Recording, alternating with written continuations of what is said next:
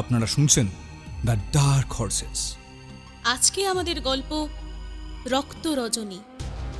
গল্পটি লিখেছেন বরণী ঘোষ। এপিসোড 5।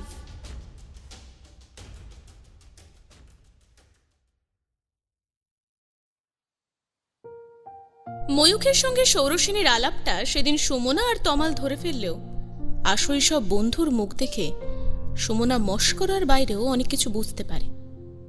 ওর অন্তর্দৃষ্টি ময়ূখের প্রকৃতিও চিনেছিল, তাই অন্য পুরুষের কাছে কাঙ্ক্ষিত অথচ দুর্লভ ওর প্রিয় বন্ধুটির হৃদয়ের স্বীকারোক্তি আসলেই যার জন্য তার কাছে যে এত সহজে গৃহীত হওয়ার নয় সেটাও সে বুঝতে পেরেছিল। সহপাঠী হিসেবে যেইটুকু চিনত তার থেকে বেশি কৌতূহল ওর ময়ূখের প্রতি কোনোদিনই ছিল না। কিন্তু সেদিন সৌরসেনীর চোখে কি যেন একটা দেখেছিল, তাই ওর এই ভিতর থেকে শক্ত বন্ধুটিকেও যে এত সহজে টলিয়ে দিতে পারে সেই ব্যক্তি সম্পর্কেই ওর বিস্ময় জেগেছিল। তবে গঙ্গার ঘাটে দেখা হবার পর থেকে টুকটাক মজা করলেও কখনোই সৌরসেনীকে জোর করেনি ও কিছু বলার জন্য। বান্ধবীর হৃদয়ের ব্যথা ওর অজানা ছিল না। তমাল মানুষের মনের এত গভীরে ঢোকে না, ঢোকাও পছন্দও করে না। ও যেমন দেখে তেমন হাসে, ভালোবাসে অন্তর থেকে। কিন্তু কতটুকু বলার আর কতটুকু বলার নয়, দুই প্রিয় বন্ধুর অন্তরের অভিব্যক্তিও ওর কাছে অস্পষ্ট হয় না কখনো। তাই ও এই প্রসঙ্গে বেশি কিছু বলে না। এই কারণেই কলেজে পড়াকালীন ময়ূখের সঙ্গে বন্ধুত্ব গড়ে ওঠে ওর। কারণ স্বভাবসিদ্ধভাবেই ও না প্রয়োজনের বেশি কারোর প্রতি অযথা কৌতূহল দেখায়, আর না জটিলতার গভীরে ঢোকে। তবুও একই জায়গায় থাকলে কথা চাপা থাকে না অনেক কিছুই। সুমনা আর তমাল ওদের বিষয়ে কথা বলে না বাকিদের সঙ্গে, কিন্তু তাও ময়ূখের সঙ্গে সৌরসেনীর একটু যেন আলাদা রকমের সমীকরণ সকলেরই চোখে পড়ে। বিশেষত ময়ূখের মধ্যে কোনো লুকোচুরি নেই। ও সব সময় একরকম থাকার কারণেই কি যেন একটা পাই পাই করেও সকলে রসদ পায় না। আর সৌরসেনীর প্রতি চাপা ভয়টা আলাদা বিষয়। মেয়েটি সবার সঙ্গে মেশে, কিন্তু ওর ব্যক্তিগত পরিসরে কিছু বলার সাহস কেউই পায় না। এভাবেই দিন কাটছিল। এমন সময় সুমনা উদ্যোগ তোলে হাজারদুয়ারি যাওয়ার। সৌরসেনী, তমাল আর সুমনা বাদে আর কয়েকজন আছে যাদের সঙ্গে ওদের বন্ধুত্ব স্বস্তিজনক। সৌরসেনী আর ময়ূখের ব্যাপারটা বাকি কিছু জনের মাধ্যমে ওদের কানেও আসে, কিন্তু ওরা দুজনেই এত বিপরীতধর্মী মানুষ এবং সৌরসেনীর সৌন্দর্য, পারিবারিক ক্ষমতা ও মেয়েটির নেতৃত্বাধীন ব্যক্তিত্বের কারণে ওকে যারা বিশদে জানে তারা ব্যাপারটা অসম্ভব বলেই উড়িয়ে দেয়। তমালের সঙ্গে ওর বন্ধুত্বটাই সৌরসেনীর সঙ্গে ময়ূখের আলাপের কারণ হিসেবেই ধরে। হাজারদুয়ারি যাওয়া স্থির হলে সৌরসেনী ময়ূখকে বলেছিল ওদের সঙ্গে যোগ দিতে। প্রত্যাশিতভাবেই ময়ূখ রাজি হয়নি প্রথমে, তবে একদিন বাদে কি একটা হতে মেয়েটির অভিমানী মুখ দেখে স্বভাবজাত হাসিটা হেসে বলেছিল, ঠিক আছে, যাব। রাগ করলে? আমি কনসেশন চাইনি। সৌরসেনী রাগ করেই কথাটা বলেছিল। থাক, ইচ্ছে নেই যখন যেতে হবে না। সৌরসেনী মুখ ঘুরিয়ে চলে আসতে চাইলে ময়ূখ ওর হাত টেনে ধরেছিল। অদ্ভুত এক শিহরণ বয়ে গেছিল সৌরসেনীর হাত থেকে শিরদাঁড়া পর্যন্ত। এই, তুমি না বড্ড রাগী। যাব বললাম তো, আর মন থেকে যাচ্ছি না। একবারও বলেছি কি তুমি থাকবে, তমাল থাকবে, তাহলে আমার মন থেকে না যাওয়ার কোনো কারণ রইল? আর তুমি সবটা না শুনেই রেগে চলে যাচ্ছ। এত তাড়াতাড়ি রেগে যাও কেন তুমি? আমি রাগী? সেই তো, এখন আমি রাগী হব না? আর একজন এমন মুখ গোমড়া করে থাকে সব সময় যে মানুষ একটা কথা বলতে গেলেও 3 বার ভাববে। তার বেলা কিছু না। কি হলো, এত হাসছো কেন?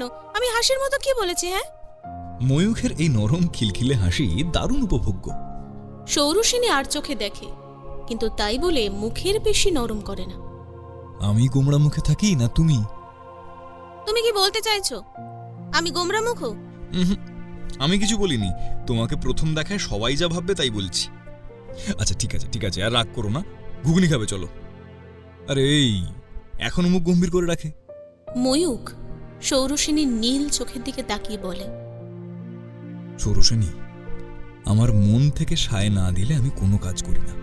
তাই এই যাওয়ার প্ল্যানেও আমার মন থেকে মনে না হলে আমি যেতাম না। আশা করি তুমি এতদিনে আমায় এইটুকু বুঝেছ।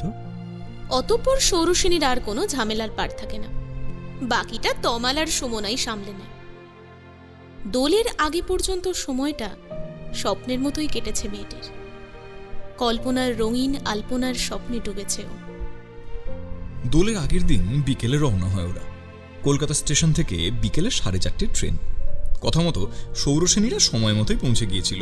সৌরসেনী, তমাল বা সুমনা ওরা প্রত্যেকেই আর্থিক দিক থেকে সম্পন্ন পরিবারের সন্তান হলেও ওদের তিনজনের আচরণে প্রতিপত্তির আস্ফালন দেখা যেত না। বিশ্ববিদ্যালয়ে পড়াশোনা করা সবাই একই আর্থসামাজিক পরিবেশ থেকে আসে না, তাই সবার সুবিধা মতো করে ওরা যখন কোথাও যাতায়াত করে মধ্যমানের জায়গাতেই সবাই থাকে। এই নিয়ে ওদের মধ্যে কোনো অসন্তোষও দেখা যায় না। সময় মতো ট্রেনে উঠে গেলেও সৌরসেনীর উৎকণ্ঠা কমছিল না। কারণ ওই একই ব্যক্তি যিনি বলেছেন সময় মতো পৌঁছে যাবেন, কিন্তু ঠিক কখন তার সময় হয়ে উঠবে এটাই এখনো অবধি সৌরসেনী বুঝে উঠতে পারেনি। এদিকে ট্রেন ছাড়ারও সময় হয়ে আসে। সেকেন্ড ক্লাস কম্পার্টমেন্টে আগে থেকে সিট বুক করা ছিল। অনেকক্ষণ এটা সেটা বলে কাটিয়ে দেওয়ার পরও ট্রেন ছাড়তে প্রায় 5 মিনিট বাকি থাকতে অভিমানে উৎকণ্ঠায় সৌরসেনী ট্রেনে উঠে যায়। এতক্ষণ বাকি বন্ধুদের কটাক্ষ, তরল রসিকতা হজম করেও ও প্ল্যাটফর্মে দাঁড়িয়েছিল। সৌরসেনীর সঙ্গে তমাল আর সুমনা পাশাপাশি বসেছে। ওদের বাঁ পাশের রোতে শ্রেয়া আর রাহুল আছে, বাকিরা ছড়িয়ে ছিটিয়ে আরো দূরে। ট্রেন ছাড়ার মুখে লোকের কোলাহল, ওর পাশে বসে জানলার কাছে সিট পাওয়া সুমনা আর তমালের ঝগড়া, কোনো কিছুই কানে প্রবেশ করছিল না মেয়েটার। 3 সিটারের সিটগুলোর উঁচুতে মাথাটা এলিয়ে চোখ বন্ধ করে মূর্তির মতো বসেছিল মেয়েটি। ওর মনে বারবার একটা কথাই ফিরে ফিরে আসছিল,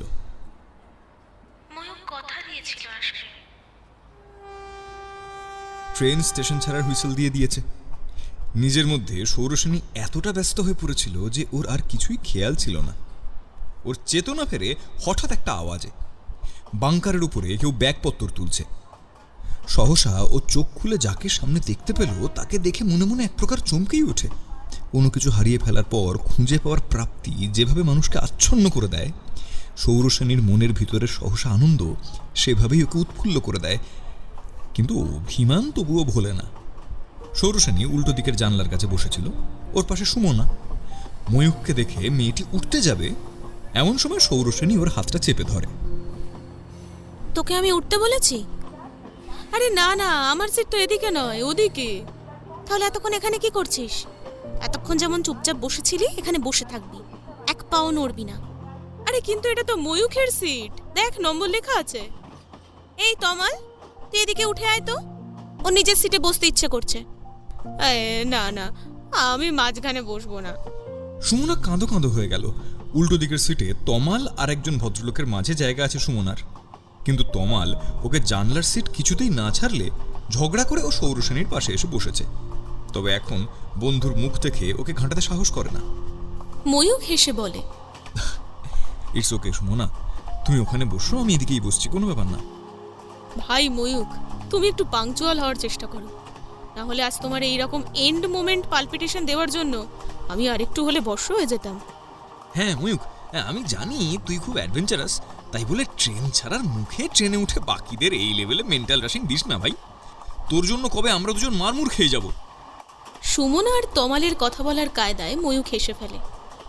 সৌরসেনী একটা ইংরেজি উপন্যাস চোখের সামনে খুলে ধরে রেখেছিল, কিন্তু গত 5 মিনিট ধরে ও 1 লাইনের বেশি এগোতে পারেনি। বন্ধুদের কথা ব্যাঘাত ঘটাচ্ছে, ওর মুখ গম্ভীর হয়ে যাচ্ছে। তবে একজনকে হাসতে দেখে ও আর কিছুতেই নিজেকে সংবরণ করতে পারে না। তোদের যদি এত হাসাহাসি করতে ইচ্ছা হয় তাহলে এখানে এসে কর, আমি উঠে যাচ্ছি। আমি একটা কাজ করছি। অবশ্য ইরেসপন্সিবল মানুষের থেকে তো আর রেসপন্সিবল বিহেভিয়ার এক্সপেক্ট করা যায় না। তীব্র স্বরে কটাক্ষটা যাকে করা হলো সেটা না বোঝার মতো নয়। ময়ূখ মেয়েটির কথায় একবার ওর মুখের দিকে চোখ তুলে চায়, তারপর স্বভাবসিদ্ধ ভঙ্গির নিটল হাসিটা হাসে, কিন্তু কিছু বলে না। তাই দেখে আরো জ্বলে যায় সৌরসেনী। তমাল, আমি কিন্তু একটা জিনিস পড়ছি, তাই হাসাহাসি লাফালাফি যা ইচ্ছা হয় করতে পারিস, কিন্তু প্লিজ আমাকে ডিস্টার্ব করবি না। কথাগুলো বলে আর কোনো দিকে না তাকিয়ে সৌরসেনী বইয়ের পাতায় মুখ গুঁজে, যদিও আর চোখে ওর চোখ বারবার ঘুরে ফিরে উল্টো দিকের সিটের মাঝেই চলে যাচ্ছিল, কিন্তু তাও ও জোর করে পড়বার চেষ্টাই করতে থাকে। ঘটনাটা ঘটল রানাঘাট স্টেশনে। এক জায়গায় বসে থাকা ময়ূখের ধাতে নেই, তাই ব্যারাকপুর স্টেশন পার হতেই ও উঠে যায়।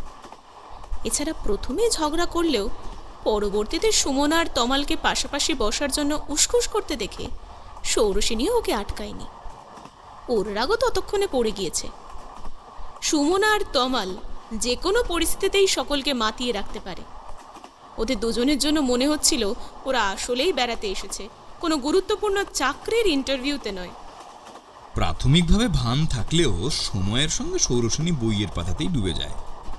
তবে অন্য দিনের মতো সম্পূর্ণ মনোযোগ ওরেতে থাকে না, বরং অবচেতনের সজাগ দৃষ্টি আর একজনের গতিবিধির উপরেই পড়ে থাকে। ময়ূখ উঠে গেলেও ও যে সৌরসেনীর পাশে এসে বসবে না, সৌরসেনী সেটা জানত। তাই সুমন আর তমাল সৌরসেনীর সঙ্গে ময়ূখের আসার সময় টুকরো মান অভিমানকে ওর পাশে না বসার কারণ হিসেবে চিহ্নিত করলেও মেয়েটির সেসব কিছুই মনে হয় না। ও জানে এই স্বাভাবিক। ছেলেটার স্বভাব যে একেবারেই বেশিক্ষণ বদ্ধ জায়গায় বসে থাকার মতো নয়, ও খুব ভালো করেই জানে। রানাঘাট স্টেশনে আসলে ট্রেন কিছুক্ষণ স্টপেজে থামে। এখানে অনেকে ওঠানামাও করে, ফল ও খাবার নিয়ে নানা বিক্রেতা আসা যাওয়া করে। এমনি সময় লোকজনের কোলাহলের মাঝে দূরের গেট থেকে কিছু হইচই, বচসা, চেঁচামেচির আওয়াজ ভেসে আসলে অনেকেই কৌতূহলী হয়ে ওঠে। সৌরসেনী এক পলক বই থেকে চোখ তুলে দেখে বটে, কিন্তু তারপর আবার বইতেই মনোনিবেশ করে। ঠিক এই মুহূর্তে রাহুল হন্তদন্ত হয়ে ছুটে আসে। এই তমাল, সুমু, সেনা, সৌরসেনী, বলছি তাড়াতাড়ি চ, ময়ূখের সঙ্গে দুটো লোকের মারপিট লেগে গেছে। হোয়াট? আরে কি বলছিস তুই? সুমনা বিশ্বাসই করতে পারে না। ময়ূখ মারপিট করছে? কথাটা শোনা মাত্র সৌরসেনী বই ফেলে ঘটনাস্থলের দিকে দৌড়ে যায়। সুমনা তমাল কথা বলতে বলতেই ওর সঙ্গে ছোটে। এই ময়ূখ, কি করছিস? কি ছাড় ওকে ময়ূখ। অমিত নামের একটি ছেলে ময়ূখকে ছাড়ানোর চেষ্টা করছে। ওদের বয়সী বা তার চেয়ে একটু বড় একটি লোকের চুলের মুঠি ধরে এলো পাথারি কিলচর মারছে ময়ূখ। ক্ষমা চা, ক্ষমা চা ওনার কাছে, ক্ষমা চা। উনি তোদের কেনা গোলাম নন যে তুই লাথি মারবি ওনাকে। আমি বলছি তুই এক্ষুনি ক্ষমা চা। ট্রেনের মেঝেতে দরজার মুখের আগে একটি ছোট ময়লা পাঞ্জাবি আর পাজামা পরা লোক গভীর আহতভাবে বসে রয়েছে। লোকটির চোখে মোটা গোলফ্রেমের একটি চশমা। ওর সামনেই একটা বড় ঝুড়ি উপর হয়ে পড়ে রয়েছে মেঝেতে। লোকটি ময়ূখকে পাল্টা ঘুষি মারে। ময়ূখের ঠোঁট ফেটে রক্ত বেরিয়ে আসে। চাইবো না সুরের বাচ্চা, চাইবো না রে সুরের বাচ্চা, চাইবো না। ওকে লাথি মেরেছি, তোকে তো মারিনি। তাহলে তোরা তো চলছে কেন বে? ও তোর কোন জন্মের বাপ হয়? হ্যাঁ সালা বেজন্মার বাচ্চা। শেষ দুটি কথায় ময়ূখের যেন হিতাহিত জ্ঞান লোপ পায়। ওর চোখ মুখ ভয়ালের মতো জ্বলে ওঠে। ওর শরীর রাগে থরথর করে কাঁপছে। ওর সর্বশক্তি দিয়ে লোকটাকে এত জোরে থাপ্পড় মারে যে ওই রকম হৃষ্টপুষ্ট লোকও ময়ূখের কঞ্চির মতো শক্ত হাতের জোরে কয়েক সেকেন্ড সবকিছু অন্ধকার দেখে চোখের সামনে, কিন্তু অজ্ঞান হয়ে যায় না। ঠিক যখন ময়ূখ নিরস্ত হয়েছে, এমন একটি লাথি ধেয়ে আসে ওর দিকে যে সোজা ট্রেনের জানলায় গিয়ে ধাক্কা খায়। ওই সিটের উপরের বাংকারে ঠাসাঠাসি করে অনেকগুলো ব্যাগ রাখা ছিল। আচমকা ধাক্কায় ওগুলোর মধ্যে থেকে একটা পেল্লাই ব্যাগ এসে আছাড় খায় ময়ূখের গায়ে। ময়ূখ! গোটা ঘটনাটা এত দ্রুত ঘটে গেছে যে ওরা এসে থামাবে কি? কয়েক মুহূর্ত ময়ূখের রণমূর্তি দেখে ওরা স্তম্ভিত হয়ে যায়। সব সময় শান্ত ছেলেটির যে এই রকম একটা প্রচণ্ড রূপ থাকতে পারে ওরা বিশ্বাসই করতে পারে না। তবে তা কয়েক মুহূর্ত মাত্র, তারপরেই ময়ূখের কাছে ছুটে যায় ওরা। ওই ব্যাগ আছড়ে পড়ায় ময়ূখের গায়ে, হাতে, পায়ে ভালোই চোট লেগেছে। সৌরসেনী দ্রুত ওর কাছে গিয়ে ওর হাতটা ধরে ফেলে। যে লোকটির সঙ্গে ঝগড়া বেঁধেছিল সেও একটু ধাতস্থ হতে সুযোগ বুঝে ময়ূখকে আবার আক্রমণ করতে যাবে, কিন্তু ঠিক সেই মুহূর্তে ময়ূখের সামনে থাকা নারীটির রুদ্র মূর্তি দেখে এই প্রথম লোকটি হাত চালাতে পারে না।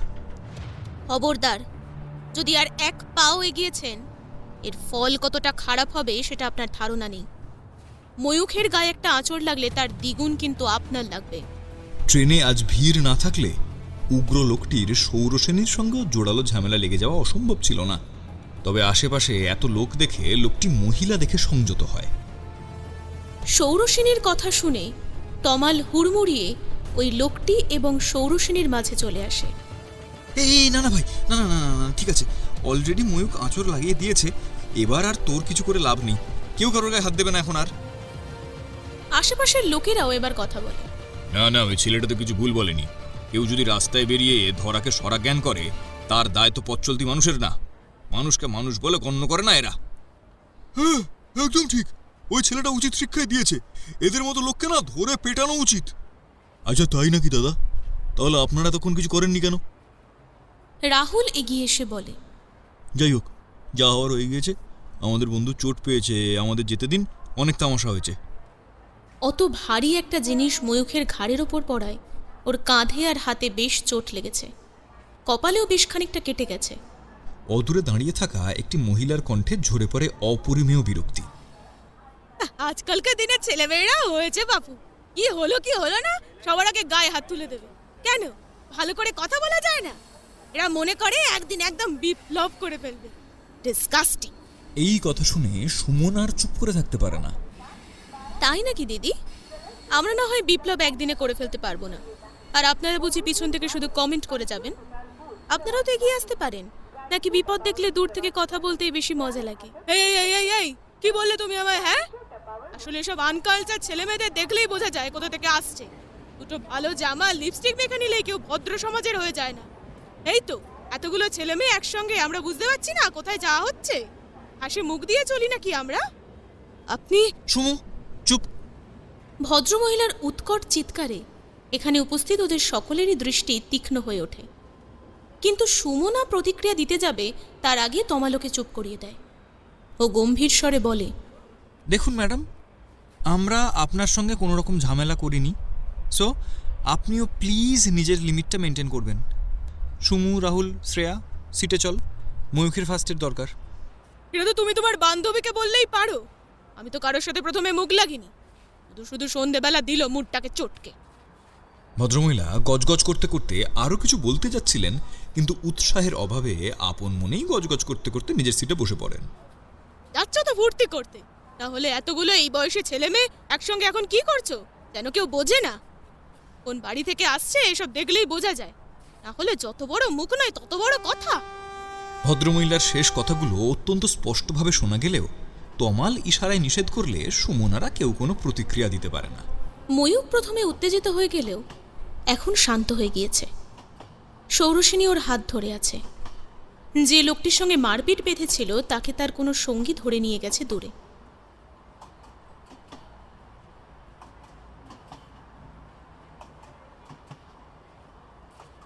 দুরন্ত গতিতে ছুটে চলেছে ভাগীরথী এক্সপ্রেস। ট্রেনে যে যার জায়গায় ফিরে গেলেও ময়ূক সৌরসেনী এখনো সরেনি। ময়ূক এগিয়ে আসে কাঁচা পাকা চুলের গাল তুবড়ে যাওয়া বয়স্ক লোকটির কাছে। ট্রেনের মেঝেতে ছড়িয়ে ছিটিয়ে থাকা মুসুম্বি লেবু আর পাকা কলাগুলো তুলে একত্র করছে লোকটি। এরই মধ্যে লোকের জটলা আর ঝামেলায় কয়েকটা লেবু পায়ের তলায় পিষ্ট হয়ে গিয়েছে। ময়ূক গিয়ে নিঃশব্দে লোকটির পাশে বসে ওই লেবু আর কলা তুলে দিতে সাহায্য করছে। দাদু, আপনার কি খুব কষ্ট হচ্ছে? আপনি বসুন না, আমি গুছিয়ে দিচ্ছি বাকিগুলো। না না বাবা, তুমি কেন করবে? এই কি কম করলে? অসহায় বৃদ্ধ মানুষটির চোখে আর জল এসে যায়। অসিত আজ বহু বছর ধরেই ট্রেনে হকারি করছে, এখন আর শরীরও চলে না। ভালো খারাপ অনেক ঘটনাই চোখের সামনে ঘটতে দেখেছে, কিন্তু আজকের এই ঘটনা যেন বাকি সব কিছুকেই ছাপিয়ে গিয়েছে। শুধুমাত্র ওর হয়ে যে এই একটি ছেলে এতক্ষণ এতগুলি মানুষের বিরুদ্ধে লড়াই করে গেল, যেন বিশ্বাসই করতে পারছে না।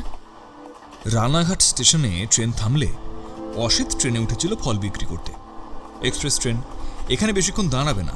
এদিকে একজনকে লেবু বিক্রি করার সময় ট্রেন হর্ন দিয়ে দিলে তাড়াহুড়ো করে নামতে গিয়ে প্রবীর নামে এক ব্যক্তির সঙ্গে ওর ধাক্কা লেগে যায়। ফলে ঝুড়ি থেকে কয়েকটা জিনিস ওর ঘাড়ের উপর এসে পড়ে। উগ্র স্বভাবের প্রবীর তখন রেগে গিয়ে অসিতকে অকথ্য দুটি গালিগালাজ করতে আরম্ভ করে। অসিতও চুপ করে থাকে না। এই করে বচসা লাগলে লোকটি আচমকা প্রবীরের ঝুড়িটা উপর করে মেঝেতে ফেলে দেয়। ওকে মারতে যায়, কিন্তু ঠিক তখনই ময়ূক এসে ওকে রুখে দেয়। প্রবীরের বয়স 60 পেরিয়েছে। এখন আর অত বড় ঝুড়ি মাথায় করে বওয়া ওর পক্ষে সম্ভব হয় না, তবুও সংসারের টানে ওকে করতেই হয়। এই হাড় ভাঙা খাটুনির পর যখন ওর কালকেই বাজার থেকে কেনা সামগ্রীগুলো ট্রেনের নোংরা মেঝেতে ছড়িয়ে যায়, তখন ওর চোখ ফেটে জল আসে। ইতিমধ্যে প্রবীর ওকে পুনরায় আক্রমণ করতে গেলে ময়ূখের সঙ্গে হাতাহাতি হয়ে যায় ওর। তুমি সরো, আমি করছি। ময়ূখের হাতের আঘাতটা যে বেশ জোরালো তা ওর জিনিসপত্র তুলতে গিয়ে পেশিতে টান পড়লে যে যন্ত্রণা হচ্ছে তা দেখেই বোঝা যায়। সৌরসেনী এসে ওকে সরিয়ে দিয়ে নিজেই অসিতের সঙ্গে হাত লাগিয়ে ছটপট সবকটা জিনিসপত্র ঝুড়িতে তুলে দেয়। তমালও এসে ওদের সাহায্য করে। তোমাদের খুব ভালো হোক মা, খুব ভালো হোক। বৃদ্ধ অসিত দুহাত তুলে আশীর্বাদ করে ওদের। লোকটির আন্তরিক স্নেহ আশিস ওদের হৃদয় পর্যন্ত ছুঁয়ে যায়। আজ তুমি না থাকলে যে কি হতো, আমাদের মতো খেটে খাওয়া মানুষদের তো বড় লোকেরা মানুষ বলেই ধরে না। সে যাকে, তোমার তো খুব চোট লেগেছে বাবা, যাও ওষুধ লাগিয়ে নাও। মা তুমিও যাও, তোমাদের দেওয়ার মতো তো আমার কাছে বেশি কিছু নেই, এই কয়েকটা কলা আর লেবুই খেও তোমরা ট্রেনে যেতে যেতে। অসিত উজ্জ্বল মুখে কতগুলো লেবু আর কলা ওদের দিকে বাড়িয়ে দিলে সেটা অস্বীকার করতে পারে না। ওরা হাসি মুখেই গ্রহণ করে। অসিত পরের যে স্টপেজে ট্রেন দাঁড়াবে সেখানে নামবে। ওকে বিদায় দিয়ে সৌরসেনীরা ওদের বসার জন্য নির্দিষ্ট জায়গায় এগিয়ে যায়। চুপচাপ এখানে বসে থাকবে, আর এক পাও নড়ে দেখো তোমার কি অবস্থা করি। সৌরসেনীর মুখ অতিশয় গম্ভীর। এবার যদিও ওর পাশের সিটেই বসিয়েছে। ময়ূখ বরাবরের মতো নির্বিকার ভঙ্গিতে বসে রয়েছে। ওর কোনো তাপ উত্তাপ নেই। একটু আগেই যে একটি লোকের নাক ফাটিয়ে নিজে মাথা ফাটিয়ে এসেছে তা ওকে দেখে বুঝবার উপায় নেই। সৌরসেনীর মুখের ভাব থেকে তমাল আর সুমনা মুখে কুলু পেটেছে। সৌরসেনী বসে ওর প্রাথমিক চিকিৎসার সরঞ্জাম দিয়ে মাথার কাটা পরিষ্কার করতে গেলে ছেলেটি ব্যথায় আর্তনাদ করে ওঠে। এখন চিৎকার করা হচ্ছে কেন? একটু আগে মারপিট করার সময় মনে ছিল না? ও ছাড়ো না, লাগছে, কিচ্ছু করতে হবে না, এমনি ঠিক হয়ে যাবে। সৌরসেনী এমনিই চোটে ছিল। ওর কথা শুনে এবার বিস্ফারিত চোখে ওর দিকে তাকায়। ময়ূক, আমার মাথা কিন্তু এমনিতেই ভীষণ গরম হয়ে আছে, আর করাবে না বলে দিলাম। চুপচাপ এখানে বসে থাকবে, একটা কথাও উচ্চারণ করবে না। সৌরসেনীর ধমকে ময়ূখ মুখ হাঁড়ি করে চুপচাপ বসে থাকে। এদিকে ব্যথার লোশন লাগানোর ফলে ওর মাথায় জ্বলুনি হচ্ছে, কিন্তু ওর নার্সটির মুখের কঠিন ভাব দেখে ও মুখে কিছু বলতেও পারে না। এই রকম চিকিৎসার অত্যাচার থেকে রেহাই পেতে একবার তমাল আর একবার সুমনার দিকে করুণ মুখে তাকায় বটে, কিন্তু কোনো লাভ হয় না। তারাও মুখ ঘুরিয়ে নিয়েছে। অর্থাৎ তোমার ঝামেলা তুমি সামলাও ভাই, এর মধ্যে আমরা পড়ে মার খেতে রাজি নই। তমাল, ট্রেন থেকে নেমে হোটেলে পৌঁছানোর আগে কোনো হসপিটাল বা ডিসপেন্সারি যেতে হবে, বুঝলি? একটা টিটেনাস নিয়ে নিতে হবে। না না না না না, কোনো ইনজেকশন নয়। আরে আমার কিচ্ছু হয়নি, আমি তো বলছি এসব লাগবে না, একটা সামান্য। তোমায় আমি চুপ থাকতে বলেছি কি না?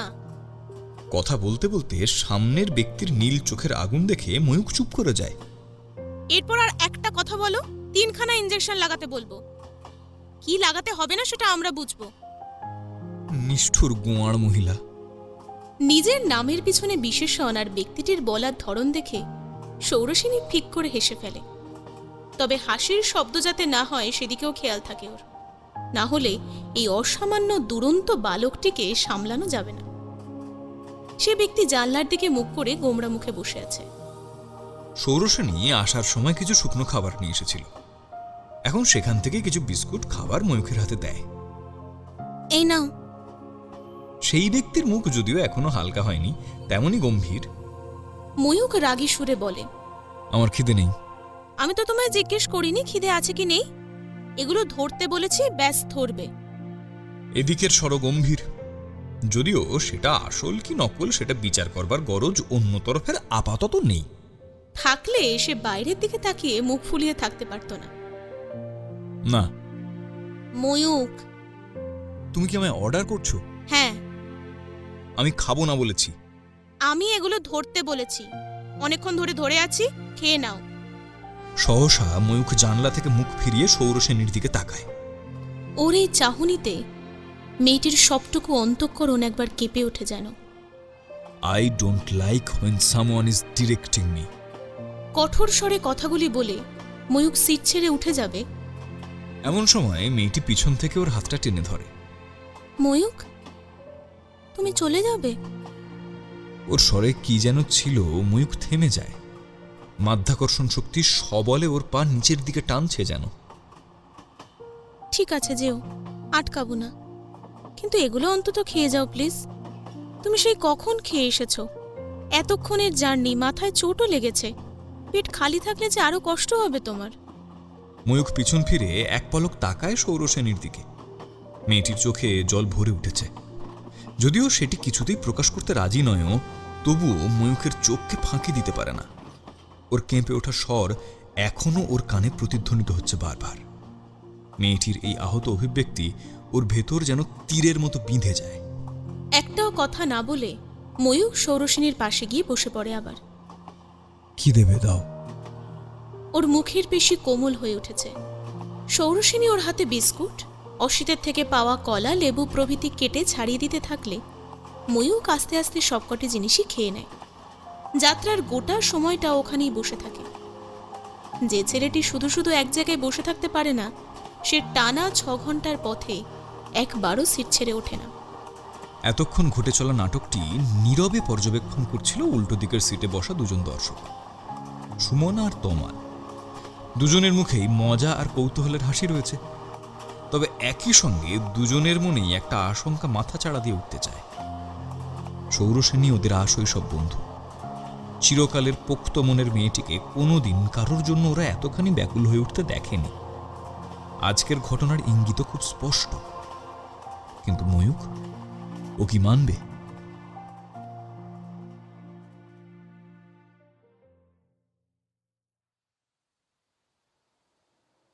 সেদিনের দুর্ঘটনার পর শুভমিতা সেরে উঠতে আরও 15 দিন সময় লেগেছে। ডাক্তারের কড়া হুকুম ছিল, শারীরিক ও মানসিকভাবে এতটুকু অযত্ন হলে চলবে না। অন্তত 1 মাস বেড রেস্ট তো নিতেই হবে। কিন্তু একটু সুস্থ হতে শুভমিতা কিছুতেই আর ডাক্তারের নিয়ম মেনে চলতে রাজি হয়নি। যে গবেষণার কাজে অনেকটা এগিয়ে গিয়েছিল, এই ঘটনার অভিঘাতে তাতে বেশ কিছু সময় পিছিয়ে গিয়েছে। এরপর দেরি করলে ওর এই বছরটাই হয়তো নষ্ট হয়ে যেতে পারে। তাই এক প্রকার ডাক্তারের পরামর্শের বিরুদ্ধেই 1 থেকে আবার পুনরায় কর্মস্থলে ফেরার সিদ্ধান্ত নিয়েছে ও। আঘাতটা গুরুতর ছিল। সেই অনুযায়ী শুশ্রূষার ত্রুটিও অবশ্য খুব একটা হয়নি। মাথার ব্যান্ডেজ 5 দিন পরে খুলে দিলেও ওর দুর্বল শরীরে উঠে দাঁড়াতে আরও বেশ কিছুদিন সময় লেগেছে। এরই মধ্যে শুভমিতা বাবা মায়ের সঙ্গে ভিডিও কলে কথা বলেছে ওর জ্ঞান ফেরার 1 দিন পরেই। ওখানে গাড়ি দুর্ঘটনা বলে চালালেও মায়ের চোখ মুখের অবস্থা খুব একটা ভালো ঠেকেনি মেয়েটির। তবুও বাবা যাতে না দুশ্চিন্তা করে, তাই যথাসম্ভব স্বাভাবিকভাবে থাকার চেষ্টা করেছে ও। এই কদিনে এরিকের সঙ্গে ওর সম্পর্কটা একটা বাঁক নিয়েছে। গত 15 দিন এরিক নিয়ম করে প্রতিদিন মেয়েটির কাছে এসেছে। দিনের অনেকটা সময় ওর সঙ্গে কাটিয়েছে। রাতের বেলা ওর খাওয়া হলে তবেই বাড়ি ফিরেছে। গত 15 দিন রাতের বেলা এরিকের সঙ্গে থাকাটা শুভমিতারও যেন একটা অভ্যেস হয়ে গিয়েছিল। এই নিয়ে দীপ্ত বা রেবা হাসি ঠাট্টা করলে রূপবতী শুভমিতা লাজে রাঙা হয়ে উঠত। কিন্তু কোনো কারণে এরিকের আসতে দেরি হলে ও ভীষণ চঞ্চল হয়ে উঠত। এই তো দিন 7 আগের ঘটনা। ওর ব্যান্ডেজ খোলা হয়েছে সব 1 দিন হয়েছে। হাই ডোজের ওষুধ খাবার ফলে এই কদিন শুভমিতাকে ঘড়ি ধরে খেতে এবং শুতে হয়েছে। এরিক সকালবেলার দিকেই চলে আসতো। তবে ওই দিন ওর কোনো খুব একটা গুরুত্বপূর্ণ কাজ পড়ে যাওয়ায় আসতে দেরি হতে পারে বলে গিয়েছিল শুভমিতাকে। কিন্তু সন্ধে পেরিয়ে রাত হয়ে গেলেও এই ইউরোপীয় যুবকটির দেখা না মিললে অভিমানের উপর অভিমান জমে শুভমিতা রাতের খাবারটা খায়নি। এদিকে এরিক কলও তুলছে না। সারা সন্ধে ধরে মনের মধ্যে নানা রকম তর্ক প্রশ্নমালা সৃষ্টি করেও ছেলেটি আসলে ঠিক কিভাবে যথাযথ রাগ আর অভিমান প্রকাশ করা যাবে সেটা ঠিক করতে পারেনি। সারা সন্ধে থম মেরে বসে থাকার পরে রেবার হাজার অনুরোধেও একটা দানা পানি পাঠায়নি গলার ওপারে। একসময় বাধ্য হয়ে রেবাও হাল ছেড়ে দিয়েছে। খাবারটা বেডসাইড টেবিলে চাপা দিয়ে রেখে চলে গিয়েছে। অন্ধকার হলে নিষ্ফল অভিমানে অসুস্থ মেয়েটির চোখ থেকে ফোঁটা ফোঁটা জল গড়িয়ে কখন যে গলার কাছের ব্ল্যাঙ্কেটটা ভিজে গিয়েছিল সেটাও খেয়ালই করেনি। ঘড়ির কাঁটা ঠিক 9টা পেরোতে দরজায় টোকা পড়েছিল। তবে সমস্ত অভিমান কখন যেন উবে গিয়েছিল ছেলেটির লাল টকটকে চোখ আর বিধ্বস্ত মুখ দেখে। ব্যতিব্যস্ত হয়ে মেয়েটি জিজ্ঞাসা করেছিল, কি হয়েছে তোমার? এমন লাগছে কেন তোমায়? সবকিছু ঠিক আছে? I am okay. এরিক ওর স্বভাবসিদ্ধ হাসিটা হাসার চেষ্টা করেছিল, কিন্তু শুভমিতা বুঝতে পারছিল অস্বাভাবিক রকমের ক্লান্তি ছিল যেন এই হাসিতে। কিন্তু তুমি তোমার ডিনারটা কমপ্লিট করনি কেন? মিসেস সিনহা আমাকে বললেন তোমার এরকমটা করা একদম উচিত হয়নি শুভমিতা। আমাকে ছাড়ো, আমি ঠিকই আছি। শুভমিতা যেন শুনতেই পায়নি এমনভাবে কথাটা বলে। তোমার কি হয়েছে? দেখে তো মনে হচ্ছে দুদিন পেটে দানা পানি পড়েনি। না, আর কোনো কথা না, যাও একটু ফ্রেশ হও, আমি তারপর তোমার সব কথা শুনবো। এরিক আর সেদিন কোনো তর্ক করেনি, বোধহয় ওর ইচ্ছেও ছিল না, উপভোগ করছিল এইটুকু স্নেহের শাসন। তবে বাথরুম থেকে ভেসে আসা জলের ঝমঝম শব্দ শুভমিতাকে বুঝিয়ে দিচ্ছিল যে এই রাতেও স্নান করছে এরিক। তবে এই বিষয়ে ওকে একটাও প্রশ্ন করেনি ও। তারপর খাওয়ার সময় হলে এরিক যখন ওর মুখের সামনে খাবার তুলে ধরেছিল, শুভমিতাও বিনা বাক্য ব্যয়ে খাবারের প্রথম গ্রাসটা এরিকের মুখে তুলে দিয়েছিল। এরিকের নীল চোখ দুটি স্থির হয়েছিল এই হালকা বাদামি রঙের মাঝারি বর্ণের নারীটির ওপর। তারপর প্রথম চামচের ব্রাউন রাইস মুখে ভরে নিয়েছিল বিনা প্রতিবাদে। ওষুধ দেওয়ার পর শুভমিতা শুয়ে পড়লে ওর হাত ধরে রাখা এরিক অন্যমনস্ক স্বরে প্রশ্ন করেছিল, শুভমিতা, যদি কোনোদিন তুমি জানতে পারো যেই মানুষটাকে তুমি সব থেকে বেশি বিশ্বাস করেছ সেই তোমার সাথে সব থেকে বড় বিশ্বাসঘাতকতাটা করেছে, তাহলে তুমি তাকে ক্ষমা করতে পারবে? শুভমিতার দিকে তাকিয়ে প্রশ্নটা করেনি এরিক। তাই অনেকক্ষণ উৎসুক হয়ে অপেক্ষা করার পরেও উত্তর না পেয়ে যখন মেয়েটির দিকে চায়, দেখে শুভমিতা গভীর ঘুমে আচ্ছন্ন হয়ে পড়েছে। ওর প্রশ্ন বোধহয় শুনতেই পায়নি। শুভমিতা নিজেও স্বীকার করে এই কয়েকদিন এরিক ওর পাশে না থাকলে ও হয়তো অন্ধকারে ডুবে যেত। সেদিনের ওই ভয়ঙ্কর স্মৃতি গভীরভাবে ছাপ ফেলেছে ওর অবচেতনে। তবে অদ্ভুতভাবে এরিক প্রতিদিন ওর কাছে এলেও, নানাভাবে ওর মন ভুলিয়ে রাখলেও কোথায় যেন সূক্ষ্মভাবে একটা তাল কেটেছে তা শুভমিতা বুঝতে পারে।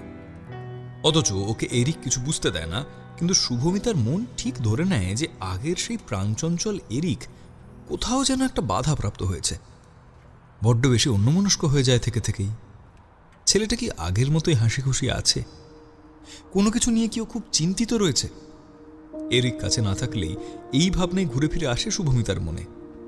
তবে এরিকের মনে যাই থাক, শুভমিতা ঠিক করেছে এবার ওর মনের কথা সরাসরি ছেলেটিকে জানিয়ে দেবে। যদিও ওদের সম্পর্কের যেমন অবস্থা তাতে দুজনের মনোভাব খুব স্পষ্ট, কিন্তু মৌখিক হওয়ারও তো একটা ব্যাপার আছে। শুভমিতার ষষ্ঠ ইন্দ্রিয় অনুভব করে একটা সুরক্ষা বলয় কোনো এক দুর্নিবার আসরিক শক্তি থেকে সবসময় যেন ওকে রক্ষা করে চলেছে। অথচ জিনিসটা যে কি সেটাও ধরি ধরি করেও ধরতে পারে না। শুভ, একদম রেডি তাহলে? ড্রেসিং টেবিলের সামনে তৈরি হতে হতে আনমনে শুভমিতার মন ডুব দিয়েছিল সেই গাঢ় নীল চোখের ফর্সা দীর্ঘায়ু পুরুষটির দিকে। পিছন থেকে উচ্ছ্বসিত কণ্ঠস্বরটি আসতে ও চিরুনি রেখে পিছন ফিরে দেখে, আরে বৌদি এসো। রেবা হাসি মুখে ঘরে ঢোকে। এই যে ম্যাডাম, আপনি এখানে, আর ওদিকে একজন আপনার জন্য অপেক্ষা করে চোখে সর্ষে ফুল দেখছে যে। ধুর, কি যে বলো না তুমি। আরে এখন লজ্জা পেলে চলবে? যা খেল দেখালে দুজনে। দীপের সঙ্গে শেষে কিনা ঝগড়াই লেগে গেল তোমার মিস্টার লেভির। উফ, ও একটা আতেল জানো তো, ওর কাজকর্মের কোনো ঠিক ঠিকানা এমনিতেও থাকে না। সে তোমার জন, তুমি দেখো। তবে মুখে যাই বলো, সেবাটা তো ঠিক নিয়ে নিলে। ইস, সত্যি হিংসে হবার মতো। কিন্তু বাইরে থেকে একটু গম্ভীর লাগে, কিন্তু তোমাকে খুব ভালোবাসে। এই কদিন দেখছিলাম তো। রেবার কথায় শুভমিতার মুখ আরক্ত হয়ে ওঠে। আচ্ছা আচ্ছা, লজ্জা পেতে হবে না, চলো ব্রেকফাস্ট করবে চলো। না হলে বলা যায় না তোমার এরিক হয়তো লেট হওয়ার জন্য আজকে যেতেই দিল না। শুভমিতা অসুস্থ থাকাকালীন এরিক এক প্রকার দীপ্তদের বাড়ির অন্তর্বর্তী সদস্য হয়ে উঠেছে। ওর খাওয়া দাওয়ার ভার সমস্তই রেবা নিয়েছে। সেই থেকেই ওর এখন সবকিছুই রেবাদের সঙ্গে একসঙ্গে হয়, ফলে ওদের পারস্পরিক সম্পর্ক গভীর হয়েছে। ও বললেই হলো, ওর কথা কে শুনছে? শুভমিতা ওর প্রয়োজনীয় জিনিসপত্র কাঁধের ব্যাগে ঢুকিয়ে নিয়ে ওর ওভারকোটটা গায়ে চাপিয়ে নেয়। হ্যাঁ এসে তো একটু পরেই দেখা যাবে কে কার কথা শুনছে। চলো খাবে চলো। রেবা হাসতে হাসতে মেয়েটির কাছে এগিয়ে এসে ওর ওভারকোটটা পরতে সাহায্য করে। শুভমিতা রেবাকে জড়িয়ে ধরে। রেবাও ওর পিঠে হাত বুলিয়ে দেয়। পৃথক হলে শুভমিতা রেবার হাত দুটো ধরে বলে, বৌদি, তোমরা এই কদিন আমার জন্য যা করেছো তার জন্য ধন্যবাদ শব্দটাও অনেক ছোট, কিন্তু সত্যি অনেক ধন্যবাদ গো আমাকে এই ফ্যামিলির একটা সদস্য করে তোলার জন্য, আমাকে এতটা ভালোবাসার জন্য অনেক ধন্যবাদ। আমার নিজের তো কোনো দাদা বৌদি নেই, থাকলে কেমন হতো জানি না, কিন্তু এই দুটো ওয়ার্ড মনে আসলে যার কথা সবার আগে মনে পড়বে সেটা তোমরাই। বেশি কিছু বলবো না, শুধু এটুকুই জানি তোমাদের পেয়ে আমি সত্যি ভীষণ লাকি। আমি তোমাদের অনেক ভালোবাসি, আমিও খুব ভালোবাসি তোমাকে। তুমি না আসলে আমরা এত সুন্দর একটা বোন পেতাম কি করে? আমাদের ছেলেমেয়েরা পিসি পেত না, মা বাবা ছাড়াও যে ফ্যামিলি হয় সেটা ওরা জানার সুযোগই পেত না। তোমাকে পেয়ে আমরাও খুব লাকি। নাও চলো এবার খাবে এসো, তোমাকে তো এরপর মেডিসিন নিতে হবে। আর শোনো, তুমি কিন্তু এখনো পুরোপুরি সুস্থ হওনি, তাই খুব সাবধানে চলাফেরা করবে। যথা আজ্ঞা ম্যাডাম। মনে থাকে যেন। শুভমিতা কায়দা করে মাথাটা নিচু করলে রেবা গম্ভীর স্বরে কথাটা বলে। রেবা শুভমিতার সঙ্গে ড্রয়িং প্লেসের দিকে অগ্রসর হয়।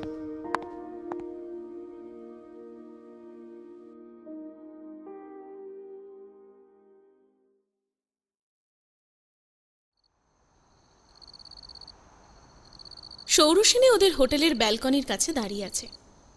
পরশু রাতের ঘটনা চোখের সামনে ভাসছে ওর। ছেলেটা রাগীও জানে, কিন্তু গুরুতরভাবে রেগে গেলে কেন জানি না ওর ভেতরটাও চঞ্চল হয়ে ওঠে। পরশুদিন ট্রেন থেকে নেমে কাছাকাছি একটা ডিসপেন্সারি থেকে টিটেনাস লাগিয়ে নিয়েছিল ময়ূখের। যদিও এতে ছেলেটি আর কোনো রকম বাধা দেয়নি, সেই থেকেই চোখে চোখে রাখা ওর ছেলেটাকে। একটু আড়াল হলেই আশঙ্কা হয় না জানি আবার কি বাঁধিয়ে বসবে। ওদের হোটেল একই হলেও ছেলেদের তলাটা আলাদা। তমালের উপরও কড়া হুকুম আছে, যাই হয়ে যাক দেখে শুনে রাখতে হবে একজনকে। আজকে হোলির রং আবির ওদের শরীর থেকে এখনো উঠে যায়নি। দোল পূর্ণিমার পুণ্যতিথিতে 5 তলা হোটেলের ব্যালকনি থেকে পূর্ণ বিকশিত চাঁদকে ভীষণ মায়াবী লাগছে। উদ্দাম আর তেজস্বী জ্যোৎস্নায় স্নান করিয়ে দিচ্ছে প্রকৃতিকে। দাঁড়িয়ে থাকতে থাকতে সৌরসেনীর নীল চোখের মণি দুটি চঞ্চল হয়ে ওঠে। শরীর জুড়ে শিরশিরানি। ওর মনে পড়ে আজ সকালের ঘটনাটা। দোলে আবিরের রঙে চারিদিক মেতে উঠেছিল। কেউ বা সবচেয়ে প্রিয় মানুষটি, অথবা কেউ বন্ধুর সাথে মেতে উঠেছিল প্রাণ খোলা আনন্দে। সৌরসেনী আর ময়ূখ এসব থেকে অনেক দূরে ছিল, নিরিবিলিতে। ছেলেটির সঙ্গে মাটির এক অদ্ভুত টান। ওপরটা যতখানি শান্ত, ভেতরটা ততখানি দামাল দস্যি। সেটা খুব ধীরে ধীরে বুঝতে পেরেছিল সৌরসেনী। ময়ূককে খুঁজতে এসে কি মনে হতে এক মুঠো আবির লুকিয়ে এনেছিল শাড়ির আঁচলে। ছেলেটার যে জেদ আর রাগের পরিচয়ও পেয়েছে, তাতে নিজের ইচ্ছেটুকুর দাম যে অন্য তরফের প্রশ্রয়ের ব্যতীত ডানা মেলতে পারবে না, যাচিত অধিকারবোধের যে বিনা অনুমতিতে বিন্দুমাত্র জায়গা নেই, এও ভালোই বুঝেছে। ছেলেটা ওর ধরা ছোঁয়ার থেকে যেন বহু দূরে। দুষ্প্রাপ্য বলেই দুর্নিবার টান আর কাটা ছেঁড়ার যন্ত্রণা দুটোই ওর ভেতরে হুল ফোঁটায়। এত আপন করে, এত একান্তভাবে সৌরসেনী জীবনে আর কিচ্ছু চায়নি, কাউকে চায়নি। কিন্তু ওই ছেলেটির দৃষ্টি আকর্ষণ করাতে যেন মরিয়া হয়ে ওঠে ওর একটা সত্তা। শাড়িটারই খুব একটা পড়ে না সৌরসেনী, তারপরে সব অপরিচিত জায়গায় আরোই না। কিন্তু হুজুগকারী জন যে সুমনা, না পড়ে উপায় নেই। তবে লাল পাড় সাদা শাড়িতে নিজেকে আয়নায় দেখতে আরেকটা চোখের কথা মনে পড়েছিল খুব। সেও কি আজ ওকে দেখবে? সাজগোজ তেমন করেনি, সুমনা জোরজার করছিল, কিন্তু খুব একটা লাভ হয়নি। সৌরসেনী নিজে থেকেই একটা লাল টিপ পড়েছে কপালে। ওর বাদামি ঘেঁষা এলো চুল নিরাভরণ সৌন্দর্যের দ্যুতি ছড়িয়ে সবার সঙ্গে দোল খেলতে নেমেছিল। অনেকেরই মুগ্ধ দৃষ্টি আলগোছে ছুঁয়ে যাচ্ছিল ওকে, কিন্তু নীল চোখ দুটি যাকে খুঁজে চলছিল তার মধ্যে বিশেষ কোনো ভাবাবেগ দেখা যায়নি। ময়ূক ওকে যেখানে নিয়ে গিয়েছিল সেখানে অনেকক্ষণ এটা সেটা গল্প করতে করতে সময় পেরিয়ে গেল, সেটা ওরা বুঝতেই পারেনি। সৌরসেনী, চলো এবার যাওয়া যাক। ওরা আমাদের দেখতে না পেয়ে টেনশন করবে। বাহ, কত দিকে খেয়াল তোমার! দায়িত্ববোধ দেখে তো আমি মুগ্ধ হয়ে গেলাম। খোঁচাটা কোন দিক থেকে আসছে বুঝতে পেরে হেসে ফেলে ময়ূক। সব সময় তো আমার দায়িত্ববোধ বেশি ম্যাডাম, শুধু আপনিই বোঝেন না। আমি তো অন্ধ। বাহ, আপনি এতদিনে সেটা বুঝলেন, but it's better late than never. Mayuk, এবার সত্যি দেরি হয়ে যাচ্ছে, আবার এতটা পথ হাঁটতেও হবে, তাড়াতাড়ি চলো। ময়ূক উঠে পড়ে। ওকে দেখা দেখি ষোড়শিনীও উঠে পড়েছে, কিন্তু সত্যি ওর এই মুহূর্তে একটুও যেতে ইচ্ছা করছে না। ও মনে মনে ভাবতে থাকে, মুখটাই বলা ভালো, পেটে পেটে যে কিরকম বদমাইশি আছে সেটা যদি কেউ জানতো। ময়ূক হাসতে হাসতে চলে।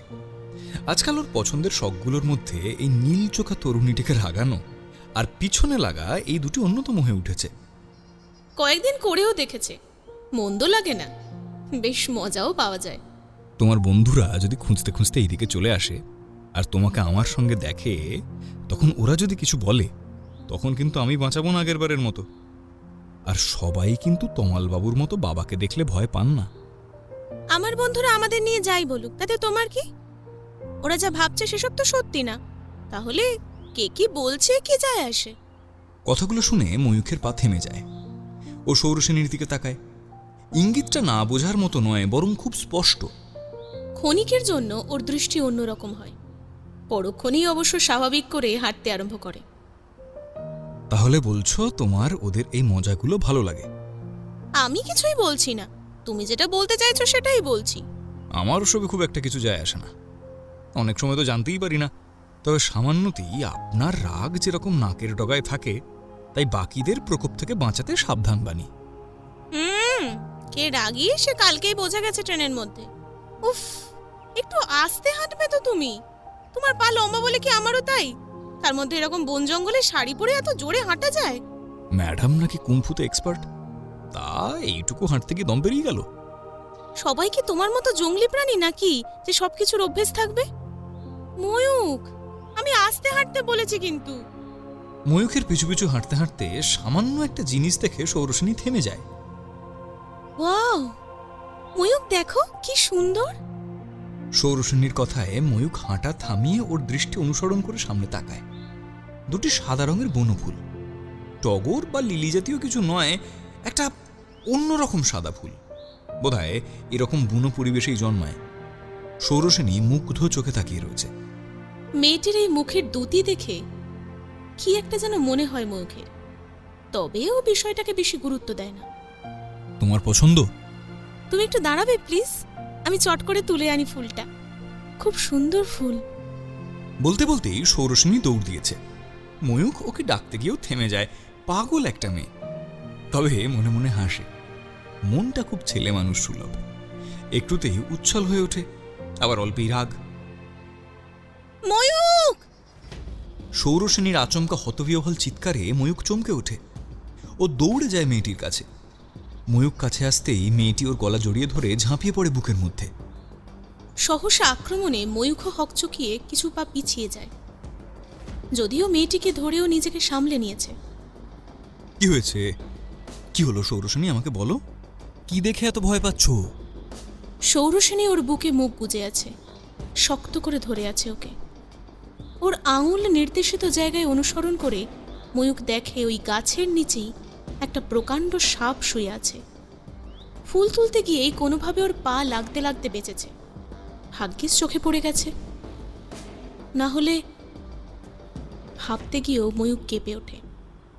এক মুহূর্ত হারানোর ভয় ওকে জড়িয়ে ধরলে ও আরো শক্ত করে জড়িয়ে ধরে ওকে জড়িয়ে থাকা নারীটিকে। এটা চন্দ্রবোড়া, যেটা দেখে মেয়েটি এত ভয় পেয়েছে। সুযোগ পেলেই বনে বাজারে ঘুরে বেড়ানো ছেলেটি বনজ প্রাণীদের খুব ভালো করেই চেনে, কিন্তু আজীবন কঠিন ইমারতে লালিত পালিত মেয়েটি এদের সঙ্গে খুব একটা পরিচিত নয়। কুমফুর পেঁচ এখানে চলে না, তাই ভয় পাওয়াটাই স্বাভাবিক। সাপটি ঘুমিয়ে রয়েছে, তাই বোধহয় ওদের উপস্থিতি টের পায়নি। না হলে সৌরসেনী যেভাবে লাফালাফি করছিল, আর একটু হলেই। সৌরসেনী, সৌরসেনী। ময়ূক মেয়েটির পিঠে আলতো করে হাত দিয়ে ডাকে। রিল্যাক্স। দেখো কিচ্ছু হবে না, আমি তো আছি। ভয় পাবে না একদম, আর নড়াচড়া করবে না। খুব সাবধানে আমার সঙ্গে বেরিয়ে এসো, কিচ্ছু করবে না। সৌরসেনী ওর গলা জড়িয়ে ধরে মাথা নাড়ায়। আমি বলছি তো কিচ্ছু হবে না, খুব সাবধানে এসো। এই, তুমি আমায় বিশ্বাস করো না? আমি আছি তো, দেখো তোমায় ধরে আছি, কিচ্ছু হবে না। সৌরসেনী চোখ বন্ধ করে শক্ত করে জড়িয়ে আছে ময়ূখের গলা। ময়ূখ ওকে জড়িয়ে ওভাবেই ধীরে ধীরে জায়গাটা থেকে দূরে সরিয়ে আনে, খুব সাবধানে, যাতে ওদের স্পর্শে কোনো গাছের পাতা নড়ে না ওঠে বা গর্তের কাছে পা না পড়ে। এরই মধ্যেও দেখেছে আশেপাশে বেশ কিছু গর্ত আছে। সৌরসেনী, সৌরসেনী, এদিকে দেখো, আমরা ওদিক থেকে চলে এসেছি। এখানে কিছু নেই। ওই, এবার তাকাও। সৌরসেনী, তাকাও প্লিজ। দূরে চলে এসেছে সৌরসেনী, সেটা নিজেও বুঝতে পেরেছে। ছেলেটির আলতো কণ্ঠস্বরে সৌরসেনী ধীরে ধীরে মুখ তুলে যায়। ঘটনার আকস্মিকতায় মেয়েটি যখন ওকে জড়িয়ে ধরেছিল, ময়ূখের বিশেষ কিছু মনে হয়নি, কিন্তু এখন এত কাছ থেকে নারীটিকে পেয়ে, ওর চোখের দৃষ্টি, দেহলালিত্য এত কাছ থেকে অনুভব করে ওর শরীরে একটা বিদ্যুৎ বয়ে যায় যেন। মেয়েটির উপর থেকে চোখ সরাতেই পারে না ও। কালো চোখের মণি দুটি স্থির হয়ে যায় নীল চোখের ওপর। কি ম্যাডাম, কি খবর? ইতনা সন্নাটা কিউ হ্যায়? পিছন থেকে সুপরিচিত কণ্ঠস্বরের অধিকারী ভদ্রমহিলা জড়িয়ে ধরলে সৌরসেনীর ভাবনার জাল কেটে যায়। কুছ নেহি ম্যাডাম, কুছ নেহি। বলিস কি? সুমনার মুখে দুষ্টুমির হাসি। মেয়েটি সুর করে গাইলে সৌরসেনী ওর পিঠে দুম করে একখানা কিল বসায়। একদম চুপ। কি হচ্ছেটা কি? সবাই শুনতে পাবে। আরে সে শুনুক না, ক্ষতি কি? তুই কি ভাবছিস ওরা কিছু বোঝে না? নেহাত আমরা কিছু ডিরেক্টলি বলি না তাই। আপনার বয়ফ্রেন্ডের মঙ্গল গ্রহের স্বভাব আর আপনার এই ভয়ঙ্কর চোখ দেখে যা ভয় পেয়ে যান, তাই মুখের উপর কিছু জিজ্ঞেস করতেই পারে না। এই যা, সে থাক, যা আছে মনে থাক। চিৎকার করে জানানোর কিছু দরকার আছে? আর কি সব ফালতু সুর করছিস তুই? তুই যেমন ভাবছিস তেমন কিছুই না। আচ্ছা, তাই না? ঠিক আছে, ছাড়, রাগ করছিস যখন আর বলবো না। তা আজকের অভিসার কেমন কাটলো সে গল্পটা একটু শুনি। কি যাতা বলছিস তুই? হ্যাঁ, কিসের অভিসার? সৌরসেনী বন্ধুর চোখে চোখ রাখতে পারে না, অস্বস্তিতে ফিরিয়ে নেয়।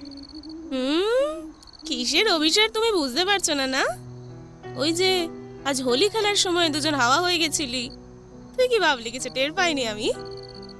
এতক্ষণ বাকিদের ম্যানেজ কি করে করা গেল ফেরার পর তো সেটা একবারও মাথায় আসেনি। সত্যি প্রেমে পড়ে তো স্ক্রু যে ঢিলা হয়ে যাবে সেটা আমি বিশ্বাসই করতে পারছি না। এই সুমু, কি বলছিস? হ্যাঁ, এসব কিসের প্রেম? আমাদের মধ্যে সত্যি এরকম কিছু সম্পর্ক আছে বলে তোর মনে হয়? কথাটি মেয়েটি যথাসম্ভব গম্ভীর স্বরে বলার চেষ্টা করলেও শেষের দিকে ওর ঈষৎ কেঁপে যাওয়া গলাটা কান এড়ায় না সুমনার। প্রিয় বন্ধুর মনের অব্যক্ত যন্ত্রণা অনুভব করে ওর মধ্যেও চিনচিনে ব্যথা হয়। ও কাঁধে হাত দিয়ে সৌরসেনীর মুখ ঘোরায় নিজের দিকে। এভাবে এসকেপ করা যায় না সেনা। খুব ভালোবেসে ফেলেছিস না ওকে? তুই ওকে নিজের মনের কথা জানাচ্ছিস না কেন? কাউকে একজনকে তো জানাতে হবে। বান্ধবীর উষ্ণ সহচর্যে মেয়েটির বাঁধ ভেঙে যায়। সুমনাকে জড়িয়ে ধরেও। হ্যাঁ, বাসি, খুব ভালোবাসি ওকে, বিশ্বাস কর। কি জানি কবে কি করে ওর সঙ্গে এতটা জড়িয়ে পড়লাম, কিন্তু ও বুঝবে না রে। ওর তরফ থেকে এই ফিলিংসের কোনো দাম নেই। আমার খুব কষ্ট হচ্ছে সুমু, বিশ্বাস কর, ভীষণ কষ্ট হচ্ছে। ও এত পাথর কেন, এত কঠিন কেন? ওর মধ্যে কি কোনো অনুভূতি হয় না? সুমনা নিশ্চল মূর্তির মতো দাঁড়িয়ে রয়েছে। সেনা কাঁদছে, ওদের সেনা কাঁদছে। যে মেয়েটা ঘোরতর পরিস্থিতিতেও এতটুকু ঘাড় নামায়নি, দুর্বল হয়নি কখনো, সেই সেনা কাঁদছে। প্রেম প্রস্তাব তো মেয়েটির কাছে নতুন কিছু না, তবে আজ কি হলো? কে এই ময়ূখ যে ওদের বন্ধুর ভিতরের সত্তাটাকে এমনভাবে নাড়িয়ে দিয়ে গেছে? কিছুক্ষণ কান্নাকাটির পর সৌরসেনী শান্ত হলে সুমনা ওকে জিজ্ঞাসা করে, আজকে কিছু হয়েছে? ময়ূক কিছু বলেছে তোকে? সৌরসেনী ফিরে যায় আজকে সকালে। একটা অদ্ভুত পরিস্থিতি, কিন্তু এখন বিপদ কেটে যেতে এই হঠাৎ নিবিড়তার জন্য ওদের দুজনের মধ্যেই একটা অস্বস্তির রেশ রয়ে যায়। ও আস্তে আস্তে ময়ূকের থেকে সরে আসে। এই অদ্ভুত পরিস্থিতি কাটাতেই ময়ূক বলে, খুব তো সাহসী হওয়া হচ্ছিল, একটা সাপ দেখেই সব হাওয়া। তোমার মতো জঙ্গলি নাকি আমি যে এইসব অভ্যেস থাকবে? হ্যাঁ, সেটা তো বোঝাই যাচ্ছে। আরেকবার হেসে দেখো কি অবস্থা করি আমি। কুমফুর প্যাচ তো দেখো নি? কে বললো দেখিনি? একটু আগেই তো দেখলাম এমন চেঁচামেচি করে ঝাঁপিয়ে পড়লে যে। ময়ূক কথাগুলি বলতে বলতে থেমে যায়। ঠিক একই সময়ে দুজনের ওই কথাটা মনে পড়েছে। ময়ূক এই অস্বস্তি কাটাতে বলে, চলো, আর বেশিক্ষণ এখানে থাকাটা ঠিক না। ওরাও আমাদের জন্য ওয়েট করবে, আর বলা যায় না কোথা থেকে কি চলে আসে কখন। শেষ কথাটা ময়ূক মজার সুরেই বলেছে। কিন্তু অপর তরফের পক্ষে কোনো মজার রেশ পাওয়া যায় না। তুমি আছো তো, তুমি থাকলে আমি আর ভয় পাই না। তুমি আমায় ঠিক বাঁচিয়ে নেবে, তাই তো ময়ূক? কি হলো বলো, বাঁচিয়ে নেবে না আমায়? মেয়েটির কণ্ঠে কি যেন ছিল, এই আর্ত দৃষ্টি সহসা অস্বীকার করতে পারে না ময়ূক। এক অদ্ভুত আনন্দ, খুশি আর ব্যথার বিষাদ ও সম্পূর্ণ হৃদয়কে গ্রাস করে নেয়। সৌরসেনী এগিয়ে এসে ময়ূকের হাত ধরে ওর চোখের দিকে তাকায়।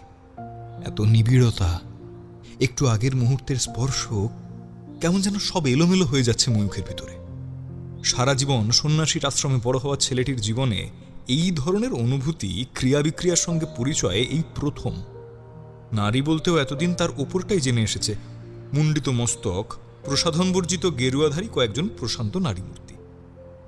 এর বাইরে কখনো কিছু থাকতে পারে তা খুঁজে দেখার অবকাশ অভিযানপ্রিয় সদাব্যস্ত ময়ূখের কখনো মনে হয়নি।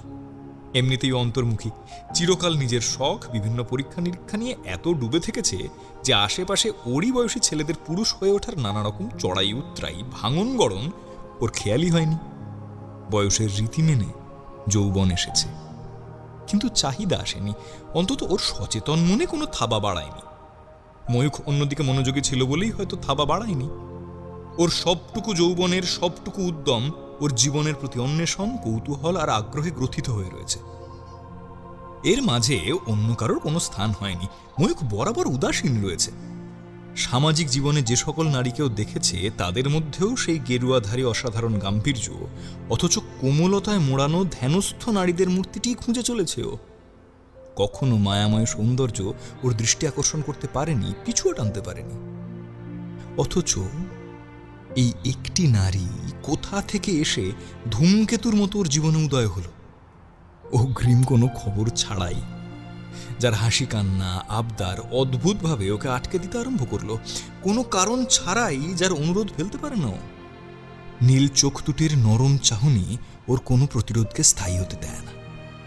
কোনো এক দুর্নিবার টান ওকে টেনে নিয়ে আসে গঙ্গার ঘাটে, টেনে নিয়ে আসে এই হাজারদুয়ারিতে। ময়ূক ভুলতে পারে না ওকে। হ্যাপি হোলি ময়ূক। নিজের গালের উপর একটি হাতের লাল আবিরের পরশ ময়ূককে যেন ধাক্কা মেরে বাস্তবে ফিরিয়ে আনে। সৌরসেনীর মুখেও আজ লাল সবুজ বিভিন্ন আবিরের ছোঁয়া। মেয়েটি ওর খুব কাছেই দাঁড়িয়ে আছে। ভারী সুন্দর দেখতে তো মেয়েটাকে। স্বাভাবিক ভারতীয় নারীর থেকে ফর্সা রং। আজ শাড়ি পরেছে, বাদামি ঘেঁষা এলো চুলে অদ্ভুত এক স্নিগ্ধতা, অদ্ভুত সুন্দর দুটি নীল চোখ, টানা টানা ভ্রু, দুই ভ্রুয়ের মাঝে একটা লাল টিপ, সুপ্রশস্ত কপাল, টিকালো নাক, বেশ চওড়া অথচ নিখুঁতভাবে তৈরি ভরা ঠোঁট। আচ্ছা, কেমন লাগবে ওর ঠোঁট দুটোকে যদি। নিজের ভাবনায় নিজেই চমকে ওঠে ময়ূক। এসব কি ভাবছে ও? এদিকে একটি মন মাতানো নারী সৌরভ এসে ঝাপটা মারছে ওর নাকে। এক অদ্ভুত নিবিড়তা, ময়ূখের শরীরে অদ্ভুত সব অনভ্যস্ত ক্রিয়া বিক্রিয়া হচ্ছে, নিয়ন্ত্রণ হারাচ্ছে ও। প্রিয়তম পুরুষের চোখের এই ঘোর নেশা না বোঝার মতো কিছু নয়। ওই পাগল করা দৃষ্টি সৌরসেনীকেও যেন সম্মোহিত করে দিচ্ছে। বাঁধ ভাঙছে সভ্যতার সীমারেখা, উত্তাল হয়ে উঠছে স্রোতেরা। একটা মন কেমন করা পুরুষালী গন্ধ ওকে ক্রমে গ্রাস করে নিচ্ছে। লম্বা ছেলেটি ওর এত কাছে যে পরস্পরের নিঃশ্বাস পর্যন্ত অনুভব করা যাচ্ছে। মেয়েটি ময়ূখের গলা জড়িয়ে ধরে ওর ঠোঁট দুটি ময়ূখের ঠোঁটে চেপে ধরে। 2 সেকেন্ড, 5 সেকেন্ড, 10 সেকেন্ড। বিদ্যুৎ পৃষ্ঠের মতো চমকে ওঠে ময়ূখ। ছিটকে দূরে সরে এসে মেয়েটিকে সজোরে ঠেলে দেয়। ময়ূখের শরীর থরথর করে কাঁপছে। আর কখনো আসবে না তুমি আমার সামনে। I hate you, I hate you. কথাগুলি কোনো মতে বলে এক মুহূর্ত দাঁড়ায় না ছেলেটা, দৌড়ে পালিয়ে যায়। পেছনে পাথরের মতো দাঁড়িয়ে থাকে অপমানিত নারীটি। ওর চোখ থেকে 2 ফোঁটা জল গড়িয়ে পড়ে। কি কি বললি তুই? ময়ূখ তোর সঙ্গে এরকম করেছে? ওর সাহস কি করে হয় তোকে এভাবে হিউমিলেট করার? কথাগুলো জানতে পারলে সুমনা রেগে যাবে খুব ভালো করেই জানতো সৌরসেনী। কিন্তু সকাল থেকে ঘটনাগুলো পাথরের মতো এত ভার হয়ে বসেছিল ওর মনের মধ্যে যে এই কথাগুলো না বললেও ওর দম বন্ধ হয়ে আসবে। তাই প্রিয় বন্ধুর সাহচর্যে ও চুপ করে থাকতে পারেনি। তবে এখন সুমনাকে এইভাবে খেপে যেতে দেখে ও ওকে শান্ত করতে মরিয়া হয়ে ওঠে। মেয়েটির মাথা গরম ও খুব ভালো করেই জানে, আর রাগ করলে ওর হিতাহিত জ্ঞান থাকে না এও জানে। কিন্তু এই মুহূর্তে হোটেলের এই ঘরে আরো 2-3 জন আছে। টুকরো কথা কানে গেলেও ব্যাপারটা আরো বিচ্ছিরি হয়ে উঠবে। সুমু, সুমু শান্ত হ, এত হাইপার হোস না, রিল্যাক্স। হোয়াট রিল্যাক্স না, হোয়াট রিল্যাক্স? এত বড় অপমানটা তুই মেনে নিলে কি করে? আই জাস্ট কান্ট বিলিভ তুই এত সাবমিসিভ হতে পারিস।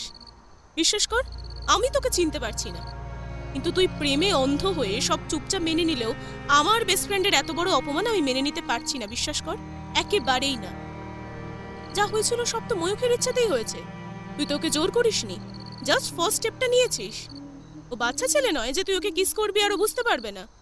ওর যথেষ্ট আগ্রহ ছিল, তারপরেও এইসব হিপোক্রেসি করে তোকে ইনসাল্ট করার সাহস হয় কি করে ওর?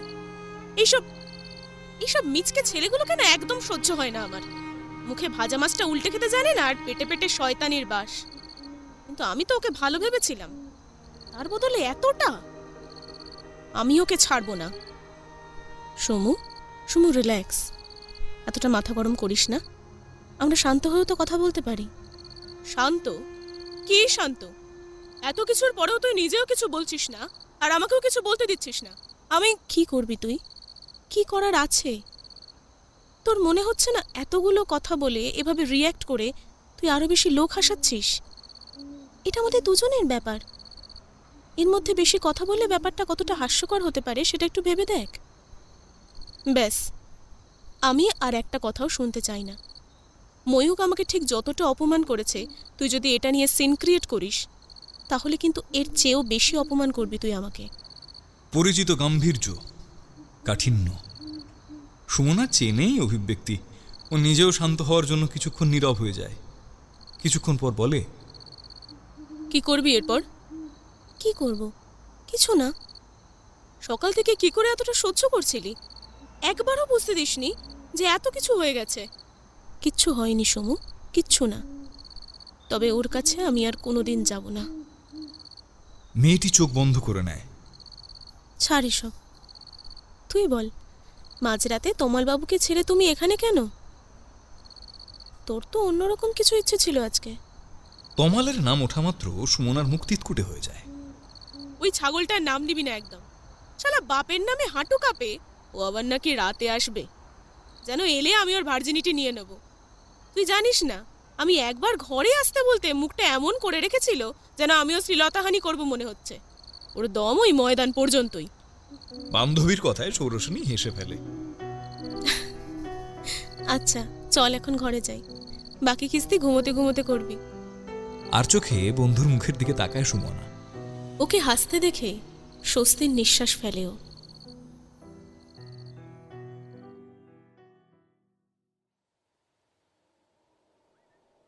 So, Shubhamita, how are you now?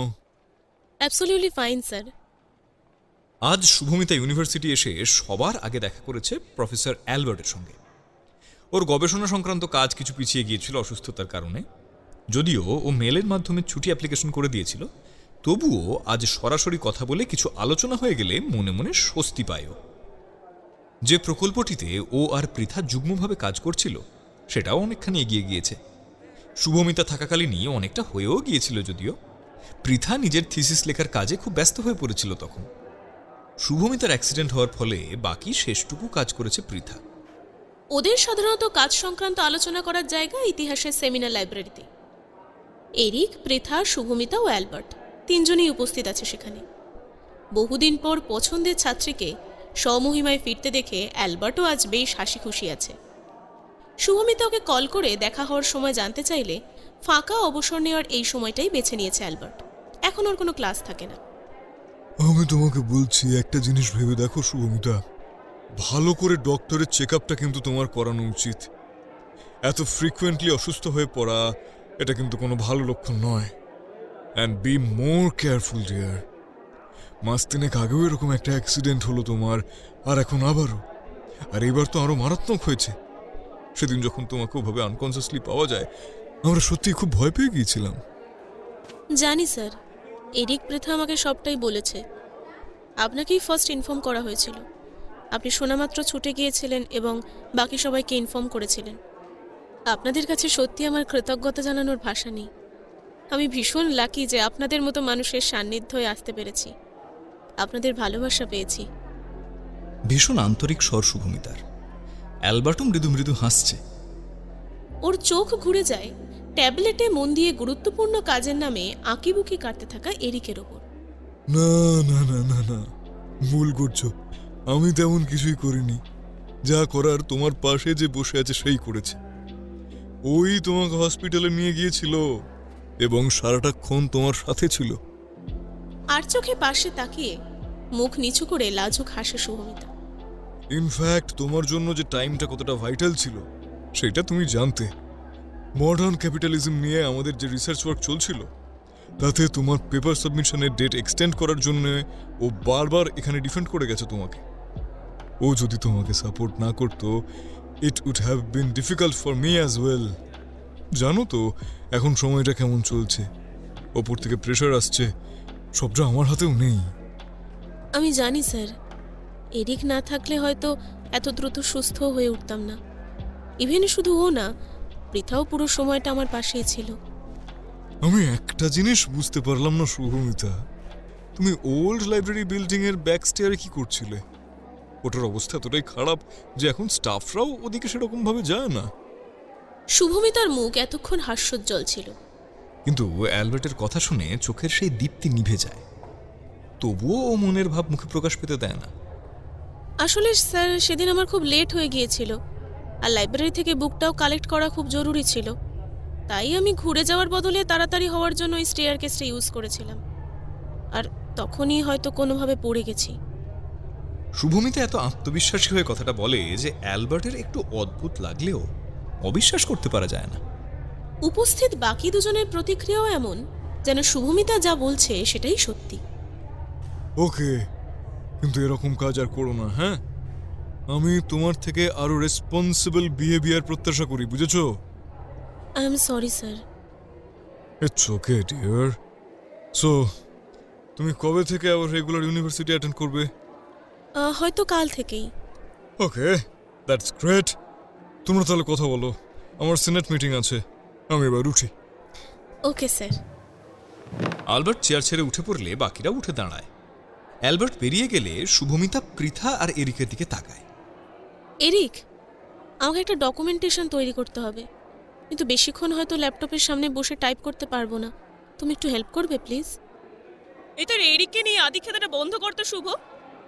সহসা পৃথার রুক্ষ স্বরে অবাক হয়ে ওর দিকে তাকায় শুভমিতা। মেয়েটির চোখে অসহনীয় বিরক্তি। মানছে বিপদের সময় 2-3 দিন তোকে হেল্প করেছে, তার জন্য এত মাথায় তুলে নাচার তো কিছু হয়নি। ওরকম হেল্প অনেকেই করে থাকে। হোয়াট? কি বলছিস তুই? মাথা ঠিক আছে তোর?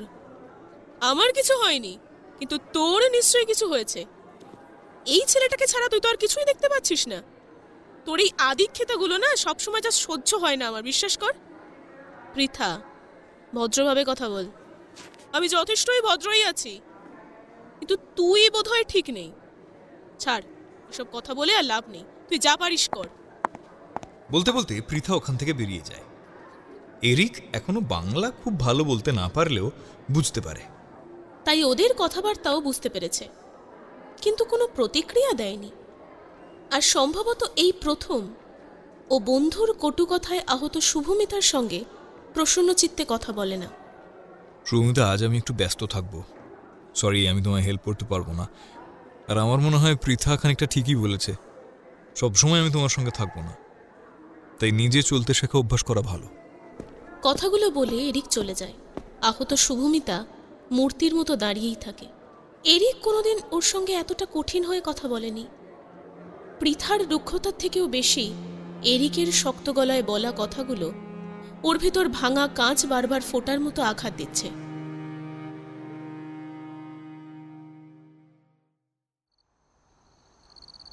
রাতের বেলায় হোটেলের দরজায় ঠক ঠক আওয়াজ পেয়ে সৌরসেনী আর সুমনার ঘুমটা ভেঙে যায়।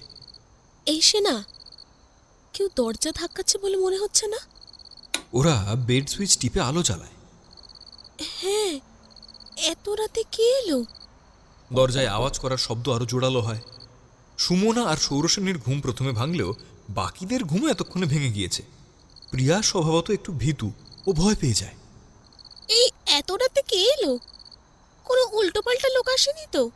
সম্ভাবনাটা একেবারে উড়িয়ে দেওয়ার মতো নয়, তবুও একজন ভয় পেয়ে গেলেই বাকিরাও ভয় পাবে, তাই ওরা বাইরে ভয় প্রকাশ পেতে দেয় না। এই আমি আগেই বলেছিলাম এই হোটেলটা ভালো নয়। ফুটফুট নয় তো? রিমা গায়ে আপাতমস্তক একটা চাদর জড়িয়ে ঠকঠক করছে। মেয়েটির ভূতে মারাত্মক ভয়, ও একবার আশেপাশে চোখ বুলিয়ে নেয়। তোদের তখন বারণ করলাম, শুনলি না। না জানি এখন কোন প্রেতাত্মা এসেছে। আমার মামাদেরও দার্জিলিং বেড়াতে গিয়ে এরকম একটা... রিমার স্বভাব আছে, কোনো কিছু একটা ঘটনা পেলেই ওর একটা পারিবারিক রেফারেন্স টেনে আনে। এটা মেয়েটার স্বভাব। অনেকেই এই ব্যাপারটা নিয়ে ওর পেছনে লাগলেও, সময় বিশেষে উপভোগ করলেও এখন একেবারেই সেই সময় নয়। এ ভাই, তুই তোর মামা আর ভূতের গল্প নিজের কাছে রাখ। দাঁড়া, আমি উঠে দেখছি। এই সুমনা, যাস না ভাই, যদি কোনো ভুলভাল লোক হয়। আমরা এতগুলো মেয়ে, যদি আমাদের খুন করে টাকা পয়সা চুরি করে নিয়ে নেয়। ওই তো হোটেলের ল্যান্ডলাইন, ওদের বরঞ্চ কল কর। তাতেও যদি দরজা ভেঙে চলে আসে, চল চিৎকার করি সবাই মিলে। এই ফ্লোরে তো আরো লোক আছে, সবাই ছুটে আসলে ওই লোকগুলো নিশ্চয়ই কিছু করতে পারবে না। কেলানির মতো কথা বলিস না প্রিয়া। চেঁচিয়ে লোক জড়ো করলে রাত দুপুরে লোকের কেলানি খেতে হবে। এছাড়া বাইরে কে আছে আমরা জানি না। তোর ভাষায় যদি দুষ্কৃতিই হয় তাহলে এতক্ষণ দরজা ঠকঠক করতো না, আর এত আসতে শুধু আমাদের শোনার মতোই আওয়াজ করতো না, শুধু আমাদের ঘরেই আসতো না। এই হোটেলের সিকিউরিটি খুব স্ট্রং, যে কেউ চাইলেই ঢুকে আসতে পারবে না। তমালরা কেউ নয় তো? সুমু, তুই দাঁড়া, আমি দেখছি। আর প্রিয়া যেমন বলছে সেরকম কিছু হলেও আমরা চারজন তো আছি, আর ফ্লোরে তো আরও লোকজন আছে।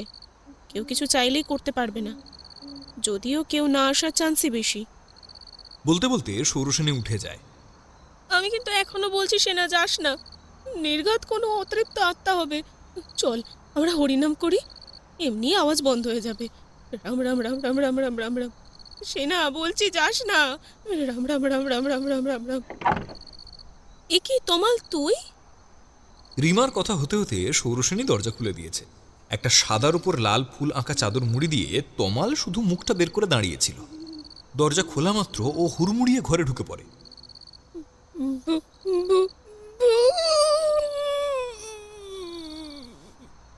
ভূতের ভয়ে রিমা চিৎকার করতে যাচ্ছিল, এমনই সময় ওর পাশে বসে থাকা প্রিয়া ওর মুখটা চেপে ধরে।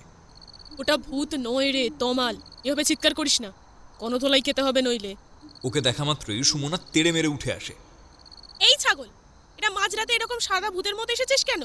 তুই জানিস আর একটু হলেই আমরা হার্ট ফেল করতাম। সুমনা ওকে পেটাতেই যাচ্ছিল, সৌরসেনী এসে ওর হাতটা ধরে নেয়। রাত দুপুরে আর মারপিট করিস না তোরা। তমাল, এগুলো কি ধরনের মজা? আর ওরকম দরজা ঠকঠক করার মানেই বাকি? তোর মনে হলো না এইসব উল্টোপাল্টা কাজে আমাদের কতটা প্রবলেম হতে পারে? সরি সরি সরি সেনা। তমাল পারলে মেয়েটির পায়েই পড়ে যায়। তুই আমায় বাঁচা ভাই, এছাড়া আর তো কোনো উপায় ছিল না আমার, বল। আর রাত দুপুরে জোরে ডাকলে কে কি ভাববে, লোকজনের কেলানি খাওয়ার ভয়ে আমি আওয়াজ করতে পারিনি। তোকে তো আমি আজ কেলাবো, বুদ্ধিটা শালা হাঁটুতেই রয়ে গেল। সত্যি তমাল, রাত দুপুরে এসব করার মানে কি? প্রিয়া বিরক্তির সাথে বলে ওঠে। তোর যদি গার্লফ্রেন্ডকে নিয়ে অসুবিধা থাকে তো অন্য রুমে যা। আমাদের সবার ঘুম কেচিয়ে এরকম ভয় দেখানোর কোনো মানে হয়? সেনা সেনা ভাই, তুই আমাকে বাঁচা। অযথা নাটক না করে কি হয়েছে বল, বল এখান থেকে বের হ। সুমু আমার সঙ্গে কথা বলছে না। কথাটা এমনই উটকো যে স্বাভাবিক যে কোনো মানুষেরই রাগ ধরার কথা হলো, তাই। সৌরসেনী সরু চোখে ওর দিকে তাকায়। বাহ, অসাধারণ। কিন্তু তার জন্য সকাল পর্যন্ত অপেক্ষা করা গেল না। রাতের বেলা সবার ঘুম ভাঙিয়ে সবাইকে ব্যস্ত করে তুলতে হলো। না ভাই, তুই বুঝতে পারছিস না। আমি ওকে দুপুর থেকে মানানোর চেষ্টা করছি, কিন্তু ও শুনছেই না। তুই প্লিজ কিছু একটা কর। ও যদি এরকম করতে থাকে তাহলে আমি ওকে ছাড়া বাঁচবো না। সুমনা ওকে মারার জন্য উদ্যত হচ্ছিল, হঠাৎ এরকম একখানা কথা শুনে ও নিজেই বমকে যায়। ওর 7.5 বছরের প্রেম জীবনে এই ধরনের কথা এই প্রথম শুনছে ও। এই তোর অম্বল হয়নি তো? সুমনা কথাগুলো এমনভাবে বলল যে সৌরসেনী না চাইতেও হেসে ফেলে। তবে সুমনার বিহ্বলতা এরই মধ্যে কেটে গেছে। চলো, ওকে আমি আজ মেরেই ফেলবো। নাটকবাজির জায়গা পায় না ও। প্রেম তোর আমি খোঁচাচ্ছি। সুমু সুমু সুমু প্লিজ শোনা, আমার মনের কথা বোঝার চেষ্টা করো। তোমাকে আমি কখনো হার্ট করতে পারি বলো? এবারের মতো ক্ষমা করে দাও সোনা। এই সেনা, সেনা তুই ওকে প্লিজ কিছু বল না। এই তমাল, হচ্ছেটা কি? তমাল মাটিতে পড়ে গড়াগড়ি খাচ্ছে। ওঠ, উঠে বস। না না না না, তুই আগে বল। সুমু প্লিজ, কেন বাড়াচ্ছিস ঘটনাটা? জানা ও যা শুনতে চায় ওকে বলে দে না। তুই ড্রামাবাজিটা বন্ধ করবি তমাল? সৌরসেনীর মুখের দিকে তাকিয়ে সুমনা কি একটা বলতে গিয়েও বলে না। ও বিরক্তি নিয়ে বলে, যা, তোকে ক্ষমা করে দিয়েছি। এইবারই আবাল মুখটা নিয়ে বের হয় এখান থেকে। না তুই আমায় মন থেকে ক্ষমা করিসনি। তমাল, সুমু বলছি তো মন থেকে ক্ষমা করে দিয়েছি। এবার কি সবার সামনে ফ্রেঞ্চ কিস করে বোঝাতে হবে? যা, দূর হয় এখান থেকে। এই না না, কি করছিস তোরা? রিমা প্রায় আঁতকে ওঠে। তোদের বিশ্বাস নেই, তোরা সব করতে পারিস, কিন্তু এখানে এসব করবি না। যা করার বাইরে গিয়ে কর। এক্স্যাক্টলি। সুমনা, তমাল, প্লিজ তোদের এই ড্রামাগুলো এখানে না করলেই চলছিল না? আমরা কিন্তু এখানে সবাই ঘুরতে এসেছি। তোদের পার্সোনাল প্রবলেমের জন্য রাতের ঘুম চটকাতে রাজি নই। তোদের যদি কথা বলার থাকে বাইরে গিয়ে বল। আমরা কোনো উটকো ঝামেলা চাইছি না। প্রিয়ার রুক্ষ স্বরের কথাগুলো উপস্থিত সবাইকেই যেন চুপ করিয়ে দেয় কয়েক মুহূর্ত। বিশেষত সুমনার মুখ কালো হয়ে যায়। কিন্তু সৌরসেনীর সঙ্গে চোকাচোকি হতে মেয়েটি ইশারায় বারণ করলেও কোনো প্রতিক্রিয়া দেয় না। তমাল, ঘরে যা প্লিজ। বাকি যা কথা বলার কালকে সকালে বলে নিবি। এখানে আমরা ছাড়াও বাকিরা আছে, সবার কথাই তো ভাবতে হবে। সৌরসেনের এই কণ্ঠস্বরের গাম্ভীর্য পরিচিত। ওরা সকলেই কম বেশি জানে। এমনকি মুখরা প্রিয়া পর্যন্ত চুপ করে যায় এই কথায়, কিন্তু তমাল শোনে না। না না না, আমি যাব না। আমি জানি আমাকে মন থেকেও ক্ষমা করেনি। এসো না, তুই আমার সঙ্গে বাইরে চ, তবেই আমি বুঝবো তুই আমায় ক্ষমা করে দিয়েছিস। তমাল, ন্যাকামো বন্ধ কর বলছি। এই সেনা, তুই শর্ত। এই মালটাকে আজ আমি কেলিয়ে বৃন্দাবন যদি না দেখিয়েছি তো আমার নামও সুমনা বাগচি না। এই তোদের যা ড্রামা আছে বাইরে গিয়ে কর প্লিজ। আর সুমনা, বেশি ভাও না খেয়ে যা না ওর সঙ্গে। তোদের জন্য এই উটকো ঝামেলা নিতে পারছি না। যা, বের হ। হ্যাঁ, প্রিয়া একদম ঠিকই বলেছে। এসো না, তুই ওকে নিয়ে চ, আমার সঙ্গে বাইরে চ। আমি কোথাও যাব না, আর এই গাধাটাকে এখন এখান থেকে বের করব। সৌরসেনী একবার ঘরের সবার দিকে চোখ বোলায়, আর একবার নাছোড়বান্দা তমালের দিকে। বিরক্ত ও যথেষ্ট হয়েছে, কিন্তু এই ছেলেটার এখন বাইরে বেরোনোর কোনো লক্ষণ না দেখেও বলে, সুমু, যা বাইরে যা। ও কি বলছে শোন। সে না, তুই আর কোনো উপায় দেখছিস? তুই যা, বাইরে যা। যা, প্রবলেমটা মিটিয়ে আয়। শুধু শুধু বাকিতে ডিস্টার্ব করে তো লাভ নেই। এসে না, তুইও চ। কি? আমি তোদের মাঝে গিয়ে কি করব? না, এই মাল, আই মিন, ওকে আমার কোনো বিশ্বাস নেই। বাইরে গিয়ে ক্ষমা করার বদলে হয়তো কেলিয়ে দিল। তুই চ, তুই থাকলে অন্তত আমার মা আমাকে জীবন্ত ফিরে যেতে দেখতে পাবে। সে না, তুই এই শুয়োরটার কথা তখন থেকে শুনছিস। সুমু, ওফ। আচ্ছা যাব, কিন্তু তোকেও যেতে হবে। এই ছাগলের সঙ্গে আমি একা কোথাও যাব না। সৌরসেনী না করতেই যাচ্ছিল, কিন্তু এদের দুজনের যুদ্ধ আসীন মুখভঙ্গি আর বাকিদের বিরক্তিভরা মুখ দেখে আর না করতে পারল না। ঠিক আছে, চ, দেখি কি হয়েছে। সৌরসেনী বেরিয়ে আসলে ওদের হোটেলের দরজা বন্ধ করে দেয় প্রিয়া। সুমনা বেদম চটে রয়েছে। এই শালা, বল কি বলবি, যেটা তোর ঘরে বলা যাচ্ছিল না? বলবো তো, তার আগে বাইরে চল। কি? এই রাত দুপুরে বাইরে? মামদোবাজি পেয়েছো তুমি? তমাল, এবার কিন্তু সত্যি সত্যি বারবারই হচ্ছে। সবকিছুর একটা লিমিট আছে। ষোড়শিনী এবার গম্ভীর স্বরে বলে, যা বলার এখানে বল। এই রাত্রিবেলা বাইরে যেতে হবে মানে কি? এই, তুই কিছু খেয়েটে আসিসনি তো? সুমনা প্রেমিককে একেবারেই বিশ্বাস করতে পারছে না। না হলে তো এরকম ছাড় পোকা কামড়ানো কাজকর্ম তো তুই করিস না। উফ, তুই বকবি পরে, এখন চল না, সারপ্রাইজ আছে। সারপ্রাইজ? তোর মতো কিপটে আমায় সারপ্রাইজ দেবে আর আমাকে সেটা বিশ্বাস করতে হবে? না করলে তোরই লস। তুই চল না। এসে না, প্লিজ প্লিজ প্লিজ, চল না চল না চল না। দেখ, তোদের আমি কখনো রিকোয়েস্ট করি বলতো? এখন করছি মানে নিশ্চয়ই কোনো কারণ আছে। প্লিজ ভাই, চল না। আচ্ছা আচ্ছা, ঠিক আছে, আর নাটক করতে হবে না। সুমু, চল, কি সারপ্রাইজ আছে দেখে আসি। কিন্তু তুই ওকে সারপ্রাইজ দিবি তো আমায় ডাকছিস কেন? ওকে নিয়ে যা, আমি যাব না। না না না না, তুই না গেলে কি করে হবে? তমাল প্রায় আঁতকে ওঠে। পরক্ষণেই যদিও নিজেকে সামলে নেয়। মানে তোদের দুজনকেই যেতে হবে। তুই না গেলে কি করে হবে বলতো? আমরা যাব আর তুই আমাদের পাহারা দিবি। প্লিজ সে না, চল না, এতবার করে বলছি বল। আচ্ছা, আর কাঁদতে হবে না, চল যাচ্ছি। সুমন আর সৌরসেনী ময়ূককে অনুসরণ করে সিঁড়ি বেয়ে নামতে থাকে। সুমনা বলে, আমার কিন্তু তোকে ঠিক এখনো বিশ্বাস হচ্ছে না। তুই এত ভালো হয়ে গেলি কবে থেকে খরচ করে আমার জন্য সারপ্রাইজ রাখবি? তার চেয়েও বড় কথা, তোর বাবা এখানে তোর জন্য কোনো স্পাই ফিট করেনি যে আমার দিকে তাকালেই তোকে ত্যায্যপুত্র করে দেবে? কথা বলতে বলতে ওরা হোটেল থেকে নিচে নেমে এসেছে। হোটেলের মেন গেট থেকে বেরিয়ে ওরা দেখে তমাল তুলনামূলক একটু ফাঁকা জায়গার দিকে নিয়ে যাচ্ছে ওদের। সুমনা সন্দিগ্ধ স্বরে বলে, এই, তুই আমাদের কোথাও চালান টালান করে দেওয়ার কথা ভাবছিস না তো? সে না, আমার কিন্তু লক্ষণ একেবারেই ভালো ঠেকছে না। এই মাঝ রাতে তুই আমাদের নিয়ে কোথায় যাচ্ছিস? এই নে ভাই, তোর কাজ করে দিয়েছি। ওরা কথা বলতে বলতে এমন জায়গায় এসেছে যে দূরে আরেকজন কেউ অপেক্ষা করছে তা খেয়ালই করেনি। তমাল সে ব্যক্তিকে সম্বোধন করতে ওদেরও ওদিকে নজর পড়ে।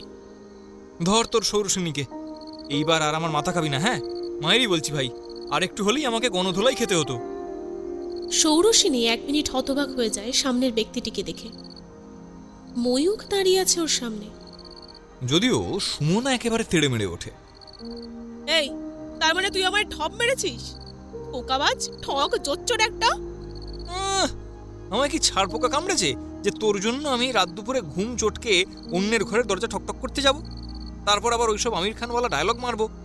এ তো শালা এই মালটার জন্য কিছুতেই ঘুমোতে দেয় না। না, ওকে সৌরসেনীর সঙ্গে নাকি কথা বলতে হবে। কতবার বললাম কাল বলিস, সে কিছুতেই ছাড়লো না। ওর জ্বালাতেই তো আমাকে যেতে হলো সেনাকে ঘর থেকে বার করে আনতে। তুই গোটা মানুষটাই 2 নম্বরই, মুখ দেখলেই বোঝা যায়। এই জন্যই সন্দেহ হয়েছিল আমার। তোরা দুজন থামবি প্লিজ? সৌরসেনীর গম্ভীর কঠিন কণ্ঠস্বরে ওরা দুজনেই চুপ হয়ে যায়। কাজটা একদম ঠিক করিসনি তুই তমাল। আমি কিন্তু তোকে বিশ্বাস করে এসেছিলাম। এরপর থেকে এরকম কিছু করার আগে দুবার ভাববি। এত ফালতু মজা আমার পছন্দ না। যাই হোক, আমি রুমে যাচ্ছি। সুমু, তোর যদি আমার সঙ্গে আসার হয় তো আসিস। সৌরসেনী, ময়ূক এতক্ষণ কথা বলেনি, এবার বলে, আমার তোমার সঙ্গে কিছু কথা আছে। আমার কারোর সঙ্গে কোনো কথা নেই, আর এই ধরনের বিহেভিয়ারের পর তো একেবারেই না। প্লিজ সৌরসেনী। সৌরসেনী পিছন ঘুরে চলে যেতে চাইলে ময়ূক ওর হাত টেনে ধরে। আমার কথাটা শোনো। সৌরসেনী তবুও অধোবদনে দাঁড়িয়ে আছে। কয়েক সেকেন্ড নীরবে কাটার পর ময়ূক বলে, প্লিজ শো, আই রিকোয়েস্ট। কি একটা যেন ছিল ময়ূখের খুব নম্র কোমল কণ্ঠস্বরে। সৌরসেনী এক মুহূর্ত কেঁপে ওঠে।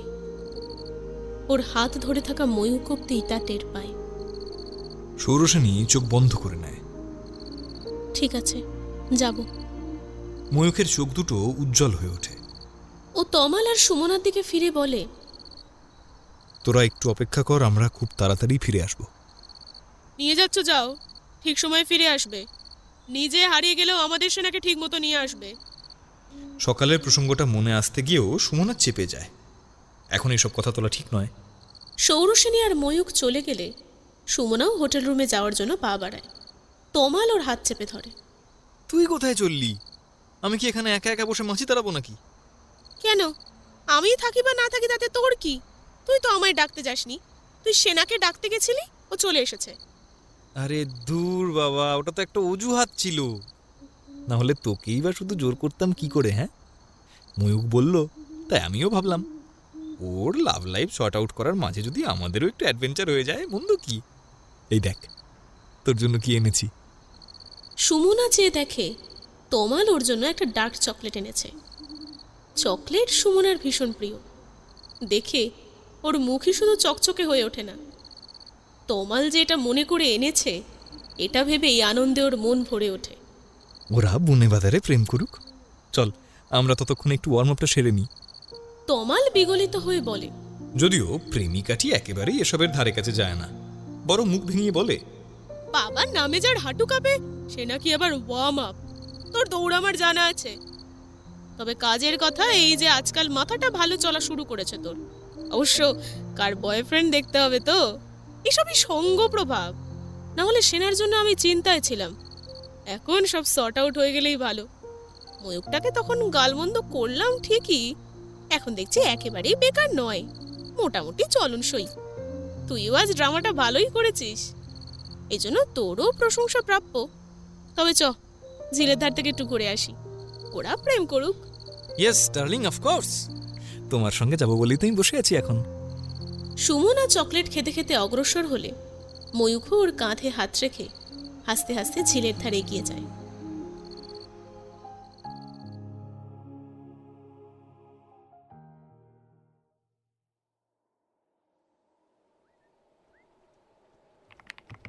ল্যাপটপের সামনে বসে দুরন্ত গতিতে কিবোর্ডে আঙুল চালাচ্ছে শুভমিতা, যেন এতটুকু ভুল হবার জো নেই। দূর থেকে ওর মুখভঙ্গি দেখলে মনে হবে মেয়েটি এই মুহূর্তে ভীষণ জেদি হয়ে রয়েছে, যে কাজও ধরেছে তা শেষ করেই ছাড়বে। প্রায় ঘন্টা তিনেক হলো ও টানা ল্যাপটপের সামনে বসে ওর প্রেজেন্টেশনের ডকুমেন্ট তৈরি করছে। এভাবে বসে থাকায় ওর ঘাড় মাথা যন্ত্রণা করছে। অ্যাক্সিডেন্ট হওয়ার পর ডাক্তার ওকে অতিরিক্ত চাপ নিতে বারণ করেছে। মাথায় গুরুতর আঘাত পেয়েছিল বলে অনেকক্ষণ ফোন বা ল্যাপটপের সামনে কাজ করা ওর বারণ।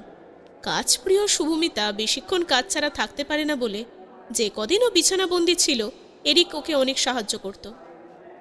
দিনে দিনে সেটাই যেন অভ্যেস হয়ে গেছিল। ওর জেদি স্বভাব সম্পর্কে সচেতন এরিক মেয়েটিকে কাজ থেকে বিরত রাখতেই জোরাজুরি করত। দিন কতক সেটাই যেন অভ্যেস হয়ে গেছিল। নানাভাবেই এরিক ওর অবলম্বন হয়ে উঠেছে।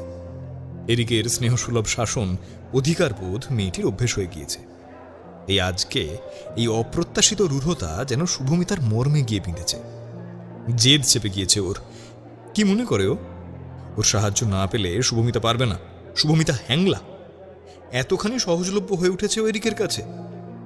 না, যত কষ্টই হোক আজকে পুরো কাজটা এখানে শেষ করে উঠতেই হবে শুভমিতাকে, তাতে ওর যত কষ্টই হোক। সত্যিই তো, এরিক ওর কি দুদিন অসুখ ছিল বলে পাশে দাঁড়িয়েছে, তার মানে তো এটা নয় যে শুভমিতা ওর উপর নির্ভরশীল হয়ে উঠবে। ও কি এতটাই সহানুভূতির পাত্রী হয়ে উঠেছে? কথাগুলি মনে হতে নিজের ওপরেই ঘৃণায় ভরে ওঠে মন। নিজেকেই নিজে ভৎসনা করে মেয়েটি। না, আর পারছে না। এক কাপ কফি খেতে হবে, না হলে ওর মাথা হালকা হবে না। বড্ড বেশি চোখে চাপ পড়ে গিয়েছে, মাথাটাও টনটন করছে। তবে যাই হয়ে যাক, কাজও শেষ করেই উঠবে, তাও কারো সাহায্য ছাড়াই। শুভমিতা ল্যাপটপ বন্ধ করে উঠতে যাবে, ঠিক এমনি সময়ে ওর ফোনে একটা কল ঢোকে। অন্যমনস্ক শুভমিতা নাম না দেখেই কল রিসিভ করে।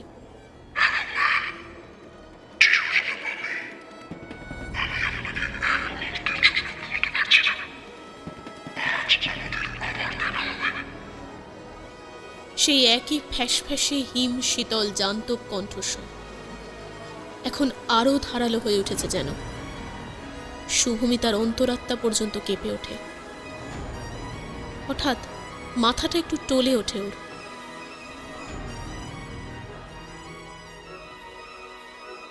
গল্পের পরবর্তী অংশ শোনার জন্য অবশ্যই আমাদের চ্যানেলটি সাবস্ক্রাইব করে রাখুন আর বেল আইকনটা প্রেস করে রাখুন।